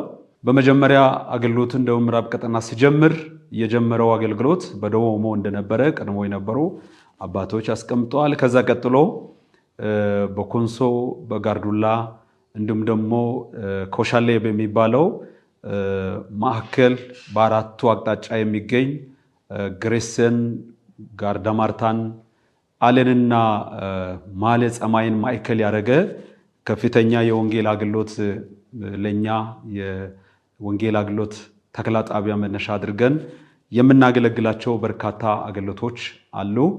ከዛ ቀጥሎ ደግሞ በጋሞ ውስጥ የሚገኝ ዶርዜ እና አካባቢውን የወንጌልን አገልግሎት በስፋት እያገለገልን እንገኛለን። በእነዚህ በአካባቢ ወንጌላውያን ወደ 83 ወንጌላውያንን በአካባቢ በደቡብ ምዕራብ ቀጠና አሰማርተን በአገልግሎት ላይ እንገኛለን።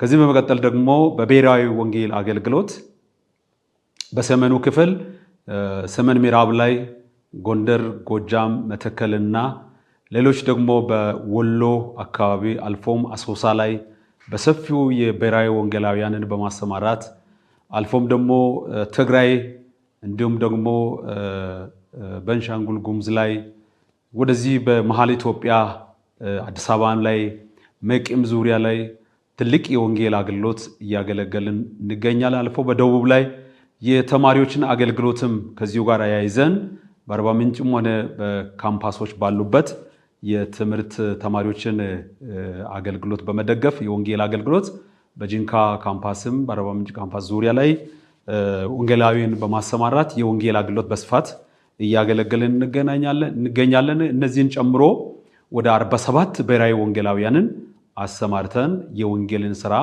እየሰራን እንገኛለን። ከዚህ በመቀጠል ደግሞ በቀጠናችን ቀደም እንደጠቀስኳችሁ በጣም ሰፊ አገልግሎቶች ከሚሰጡ 17 ህብረቶች ውስጥ ሰፊን አገልግሎት እያገለገልን ስንገኝ በውስጣቸው ያሉ አካባቢ ወንጌላውያንን በማሰማራት ወደ 62 አካባቢ ወንጌላውያንን በማሰማራት በራሳቸው ደረጃ ትልቅ ስራ እየሰሩ ይገኛሉ።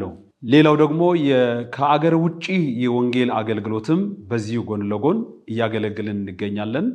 ይህንን የውጪ ሚስዮን አገልግሎት እያገለገልን ያለንበት ቀድሞ እንደተጠቀሰው በተለያዩ ቀጠናዎች በእኛ ቀጠና ስር የሚገኙ ህብረቶችን መነሻ በማድረግ ወደ 4 ሚስዮናውያን ልከናል። ሌሎች 2 ሚስዮናውያን በቀጠናዎች ሲሸፈኑ አሁን በሚገኙ 2 ህብረቶች 2 ሚስዮናውያንን አንዱን በካሜሮን አንድ ቤተሰብ ግርማ አቡራንና ትግሬን ልከናል። ሁለተኛ ደግሞ በቻድ ላይ ሚስዮናዊ አንድ ቤተሰብ ግርማ ብዙኔንና ብዙንሽን በመላክ ትልቅ አገልግሎት እየሰጠን እንገኛለን። ሌላው በተጨማሪ በዚህን ጊዜ የሚስዮን አገልግሎትንና የወንጌል አገልግሎትን በስፋት ለማስኬድ ትልቅ እቅድ አቅደን እየተንቀሳቀስን እንገኛለን። የቤተ ክርስቲያን ተከላንና አገልጋዮችን ከማሰማራት አንጻር በአካባቢውም ሆነ በክልላዊ በብሔራዊ ሆነ በሚስዮናዊ አገልግሎት ሰፊውን የ2020 የኢትዮጵያ ቃለ ሕይወት 100ኛው ዓመት ለማክበር በሚናደርገው ርብርብ ትልቁን ድርሻ የወንጌል አገልግሎት እንደሆነ በማመን የህብረቶችም ሆነ የአጥቢያዎች ንቅናቄ በተጠናከረ መልክ እየቀጠለ ባለበት በዚህን ጊዜ ለስኬት ብዙ ዋጋ በመክፈል እንደ ቀጠና በቢሮ ደረጃም በስራ አስፈጻሚም ሆነ በጠቅላላ ጉባኤ በመስማማት ትልቅ ንቅናቄ እያደረግን እንገኛለንና 2 ሚስዮናውያንን ለመላክ በጥሩ እንቅስቃሴ ላይ እንገኛለን። ጌታ ብረዳን በ2019 ትልቅ ስኬት ላይ እንደርሳለን ብለን እናምናለን። ከዚህ ውጪ በእቅዳችን መሰረት ሚስዮናዊውን እስከ 4-5 ሚስዮናውያንን ለመላክ 2020 እስከሚደርስ ድረስ ሚስዮናውያን እንልካለን ብለን እስከ 4-5 ሚስዮናውያን ለመላክ አቅደን እየተንቀሳቀስን እንገኛለን። ሌሎች ህብረቶችን እያንዳንዳቸው ሚስዮናዊ እንዲልኩ ቅስቀሳ እየተደረገና ትኩረት ተደርጎ እየተሰራ ነው። በብሔራዊም በአካባቢ ወንጌላውያንም እንደዚሁ ላኪ አጥቢያዎችን በመቀስቀስ ትኩረት ሰጥተን ትልቁን ስራ እንዲሰሩ የቤተ ክርስቲያናችን ትልቅ ስራ የሚሰራ ስለሆነ ትልቅ ስራ እየሰራ እንገኛለን። በዚሁ ትኩረት ስንሰራ 188 አገልጋዮችና 2 ሚስዮናውያን በዚህን ጊዜ በአገልግሎት ላይ ይገኛሉ። በዚህ አገልግሎት ላይ ትልቅ ስራ እንድንሰራ የረዳን አምላካችን እግዚአብሔር የተመሰገነ ይሁን። ደግሞም ትልቅ ተግዳሮት አለን። ይህንን አገልግሎት እንዳናስኬድ አንደኛውና የመጀመሪያው የፖለቲካውና የቤተ ክርስቲያናችን ከቤተ ክርስቲያን አገልግሎት አንጻር ሰፊውን የወንጌል ስራ ስንሰራ ያው በችግር በፈተና በሰልፍ መካከል ቤተ ክርስቲያን እያለፈች እንደምታገለግል ሁላችን እንደምናውቀው ሆኖ አሁንም ቢሆን በአካባቢውም በብሔራዊ ወንጌል አገልግሎትም እንዲሁም ደግሞ በሚስዮን አገልግሎትም የሚፈጠሩ ችግሮች የአገሪቱ ሰላም ማጣት ችግር ለወንጌል አገልግሎት ትልቅ እንቅፋት ሆኖብናል። ሁለተኛ ደግሞ የኑሮ ውድነት በራሱ ለወንጌል አገልግሎት እንቅፋት ሆኖልናል። ሶስተኛው ደግሞ በአንድነት በመስማማት መስራት የሚገባውን ስራ ከግንዛቤ እጥረት ብዙ ችግሮች እየታዩ ታችኛው መዋቅር ላይ ክፍተቶች አሉና እነዚያን ለመቅረፍ ደግሞ ትልቅ ጥረት እያደረግን እንገኛለን። በመጨረሻም አገልግሎቱን ለማስኬድ የሚያስችሉ መዋቅራዊ ግንኙነቶች ጤናማ ሆኖ እንዲወርዱና እንዲሰሩ ሁላችንም ታችም ላለን ላይም ያለን በጤናማ ግንኙነት የወንጌልን አገልግሎት ብንሰራ የተሳካ የወንጌል አገልግሎትን ለእግዚአብሔር ክብር ለቤተ ክርስቲያናችን ጥቅምና እያንዳንዳችን ደግሞ ለበረከት የሚሆን ስራ ሰርተን ለውጥ ማምጣት እንችላለን። ለዚሁም ደግሞ የሁላችንም ርብርብና መሰጠት ይጠይቀናል። ስለዚህ ሁላችንም ተሰጥተን የወንጌል ስራ እንድንሰራ አደራ ልላችሁ እወዳለሁ።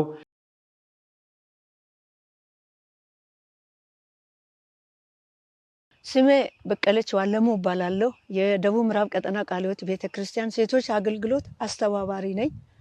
ወደ አስተባባሪነት የመጣሁት 2004 ዓመተ ምህረት ነው።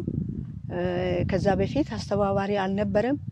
ደቡብ ምዕራብ ቀጠና ሴቶች አገልግሎት የተጀመረው ከታሪክ ስናይ 1989 ዓመተ ምህረት ነው የተጀመረው።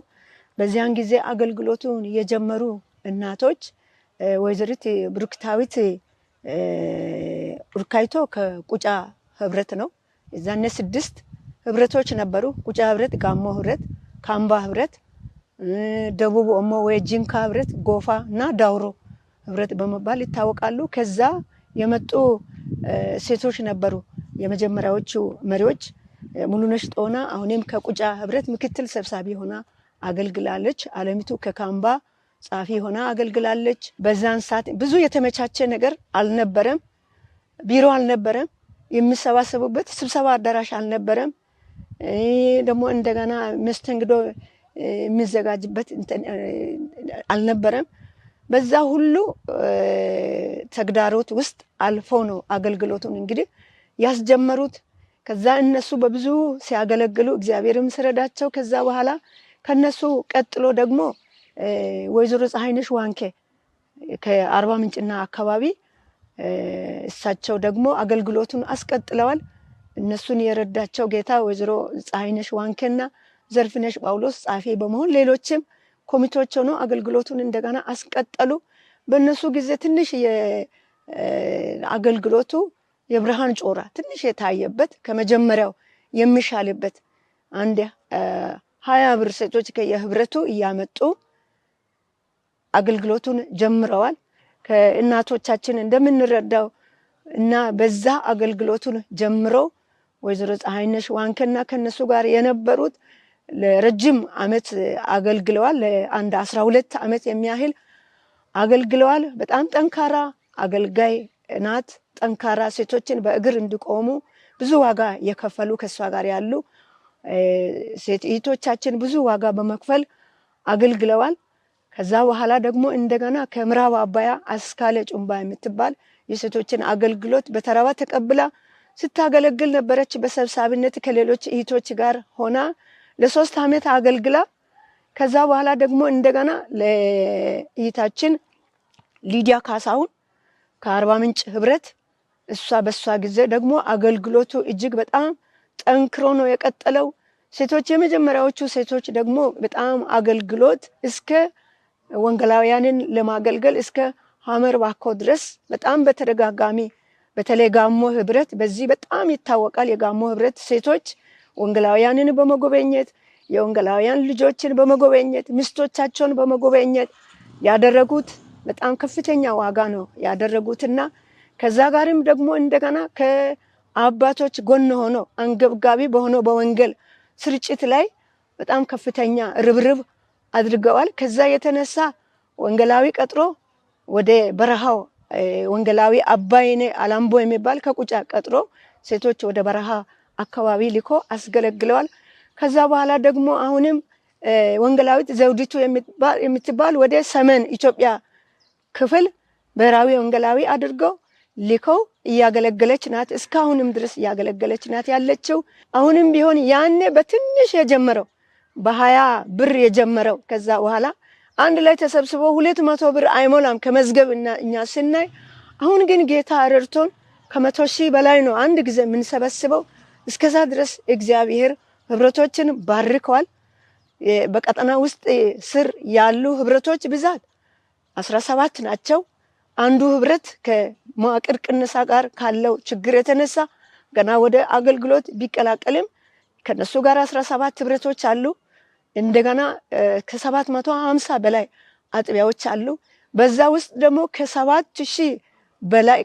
ሺህ በላይ ሴቶች አሉ። እነዛን ሴቶችን ሁሉን እያገለገልን ነው የምንገኘው። ደግሞ በአሁኑ ሰዓት ኢትዮጵያ ቃለ ሕይወት ቤተክርስቲያን ባወጣችው ስትራቴጂክ ፕላን መሰረት የሴቶች አገልግሎት በ3 ፒላሮች ላይ ነው በጣም ትኩረት የሚሰጠው። ከ3ቱ ፒላሮች አንደኛው የሴቶችን አገልግሎት ማብቃትና በአገልግሎት ማሳተፍ፣ ሁለተኛው የሴቶችን አገልግሎት ማደራጀት፣ ሶስተኛው ደግሞ የተማሩ ሴቶችን ማብዛት። ከዛ ውስጥ ደግሞ የሴቶችን አገልግሎት ማብቃትና ማሳተፍ በሚለው ብዙ ሰፊ ስራዎች ተሰርቷል። የሴቶችን ወደ ታች በመውረድ በማሰልጠን ደቀ መዝሙር በማድረግ ሴቶችን ቤተሰባቸውን እንዴት መያዝ እንደሚችሉ የቤተሰብ አያያዝ፣ የልጆች አያያዝ፣ የደል ስልጠና እነዚህን ሁሉን በመስጠት ሰፊ ስራዎች ተሰርቷል። ከዚህ የተነሳ የሴት እህቶቻችን ህይወትም ተቀይሯል፣ አገልግሎቱም ተቀይሯል። ሌላው ደግሞ የሴቶችን አገልግሎት ማደራጀት በሚለው ከአጥቢያ ጀምሮ እስከ ቀጠናው ድረስ የሴቶችን አገልግሎት በማደራጀት ሴቶች አገልግሎት ያገለገለ ነው ያለው። ሴቶችን በምን ነው የምናደራጀው? አንደኛ በወንጌል ስርጭት ቡድን እናደራጃለን። ሁለተኛ የጸሎት ቡድን እናደራጃለን። ይሄ ደግሞ እንደገና በዝማሬ እናደራጃለን። በስነ ጽሁፍ በድራማ እናደራጃለን። በቢሮ የሴቶችን አገልግሎት በአስተባባሪና በቢሮ ቁሳቁስ እያደራጀን ነው እስካሁን ድረስ ያለነው። ሌላው ደግሞ እንደገና የሴቶች የተማሪ የሴቶች ኃይልን ማብዛት ነው። ከዚህ በፊት አገልግሎቱ ሲጀምር በደቡብ ምዕራብ ቀጠና ውስጥ ሴቶችን አገልግሎት አስተባባሪ በተደጋጋሚ ነው ማስታወቂያ የወጣው። ብዙ ሴቶች አልመጡም። ብዙ ሴቶች የተማሩ ሴቶች የሉም። ቢኖሩም በጣም በተግዳሮት ውስጥ ነው ሴቶችን አገልግሎት እያለፈ ያለውና ስለዚህ የዛኔ በጣም ጥቂት የተማሩ ሴቶች ነበሩ። አሁን ግን እግዚአብሔር ረድቶን ብዙ ሴቶች እየተማሩ ያሉበት ጊዜ ነው። ከ300 በላይ ሴቶች ምሩቃን በየአመቱ ህብረት ያደርጋሉ፣ ይጸልያሉ። አሁንም ቢሆን ብዙ ቤተክርስቲያን ሴቶችን እያስተማረች ናት ያለችው። በማስትሬት ወደ 5 በዚህ በቀጠናችን በማስትሬት የተመረቁ ወደ 5 የሚሆኑ ሴቶቻችን አሉ። እግዚአብሔር ፈቃዱ ቢሆን በቀጣይ ዶክተሮችን ለማስተማርም እያሰብን ነው ያለነው። የወንጌላውያንን እስከ ዛሬ ድረስ ያኔ ጥቂት እናቶች የጀመሩትን የበረሃውን አገልግሎት እስከ ዛሬ ድረስ እያስቀጥልን ነው ያለነው። በዛ በጣም ሰፊ ስራ ነው የተሰራው። ሴቶቻችንን በማስተባበር አልባሳትን በማስተባበር ይህ ደግሞ እንደገና የተለያዩ እህሎችን በማስተባበር እስከ ቦታው ድረስ ወስደን አከፋፍለን እንሰጣለን። የዛኔ ጥቂት እናቶች ምን አሉ? ከጓሞ ወይዘሮ ውድነሽ እነ አስካሌ ምንድነው ቃል ገብቶ ለበረሃ ወንጌላውያን የመጡት እኛ ከተራብን እናንተ ትራባላችሁ፣ እኛ ከተራቆትን እናንተ ትራቆታላችሁ፣ እኛ በህይወት እስካለን ድረስ ወደ ጌታ ከሄድንም ይሄን አገልግሎት እህቶች እንደገና ሌሎች ተተኪዎች ያስቀጥላሉ። እኛ በህይወት እስካለን ድረስ ቃል ገብቶ መጥተው እኛም እስከዛሬ ድረስ ያንን ቃል በማክበር የበረሃውን አገልግሎት ወንጌላውያንን እየጎበኘን ለነሱ አስፈላጊ ድጋፎችን እያደረግን ነው ያለነው። ከዛ ባለፈ ደግሞ ወደ ሰሜን አካባቢ ለደቡብ ምዕራብ ቀጠና ወንጌል ስራ ተሰጥቶ ለነበሩትም ሴቶቻችንን በማስተባበር እዛ ላሉ ወንጌላውያን ከዛሬ 3 ዓመት በፊት ሴቶችን አስተባብረን እዛ አስፈላጊ ነገሮችን በቁሳቁስ በገንዘብ ሁሉ አስተባብረን ይዘን ሄደን ለአንድ ሳምንት እዛው ለሰሜን አካባቢ ላለው ወንጌል ስራና ለወንጌላውያን እየጸለይን ጾም ጸሎት እያደረግን ከቦታ ወደ ቦታ ወደ 5-6 ቦታ ወንጌላውያን ጣቢያ ላይ እየሰበሰብን ጾም ጸሎት ከነሱ ጋር እያደረግን ከነሱ ጋር ሰፊ ጊዜ አድርገን የእግዚአብሔርን ቃል እየተከፋፈልን አንድ ሳምንት ያህል በሰሜኑ ክፍል አሳልፈን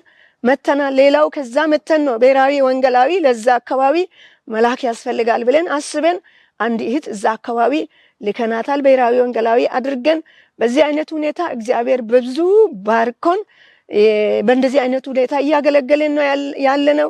አሁንም በሰፊ አገልግሎቱ እንዲሄድ ሴቶቻችን ከአጥቢያም ከህብረትም ከቀጠናም ካለው ከመሬት ወስደው ኢኮኖሚያዊ ህይወትን ለማሳደግ ወንጌልን በስፋት ለመስራት ተዘርግተን ለመስራት ገቢ ማደግ አለበት ብለን ከደቡብ ምዕራብ ቀጠና የደቡብ ምዕራብ ቀጠና አባቶች ቦታ ሰጥቶን በዛ ላይ የባልትና እቃዎችን ለመሸጥ የተለያዩ ጁስ የተለያዩ ነገሮችን ለመሸጥ ቦታ ወስደን ከ1 ሚሊዮን በላይ በሆነ ወጪ አድርገን የተለያዩ አገልግሎት የሚሰጥ 3 ክፍል ሰርተን በሴቶች ጉልበት ማለት ነው። ቀጠናውም ረድቷል፣ ህብረቱም በዛ ላይ ረድቶናል።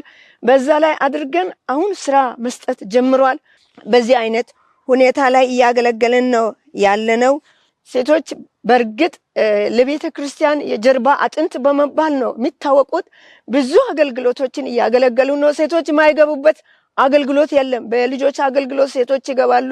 በወንዶችም በወንጌል አገልግሎትም በየትኛውም ዘርፍ ሴቶችም የማይነካካ አገልግሎት ክፍል የለም። በዛ ሁሉ ገብተው አገልግሎትን እየሰጡ ነው ያሉት። አሁን ደግሞ በጣም ለሴቶች አገልግሎት ማነቆ የሆነ ችግር የሆነ እስከ ዛሬ ድረስ ያልተፈታ አንደኛ የሴቶች አስተባባሪዎች በአጥቢያ ላይ በጣም ጥቂት አጥቢያ ላይ ነው ያሉት። የአስተባባሪዎች በአጥቢያ ላይ አለመኖሩ አገልግሎቱ በጣም ፍሰቱ እንዳይሄድ በጣም እየከለከለ ነው ያለው።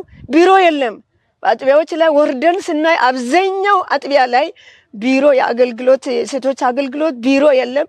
ቢሮ ከሌለ እንግዲህ ለመጪው ትውልድ የሚያስቀምጡት ነገር አይኖርም ማለት ነው። መጪው ትውልድ መጥቶ የሚያነብ ነገር የሚቀመጥበት ቢሮ መኖር አለበት። ሌላው ደግሞ የተማሩ ሴቶችን በቤተ ክርስቲያን ከወንዶች ጋር እኩል አለመቅጠር አለ። እግዚአብሔር እንግዲህ ሰጥቶ ሴቶችን በወንዶችም እግዚአብሔር ጸጋውን እኩል ይሰጣል። ግን መጽሐፍ ቅዱስን ከተማሩ በኋላ ብዙ ሴቶች ተስፋ ይቆርጣሉ፣ አይቀጠሩም።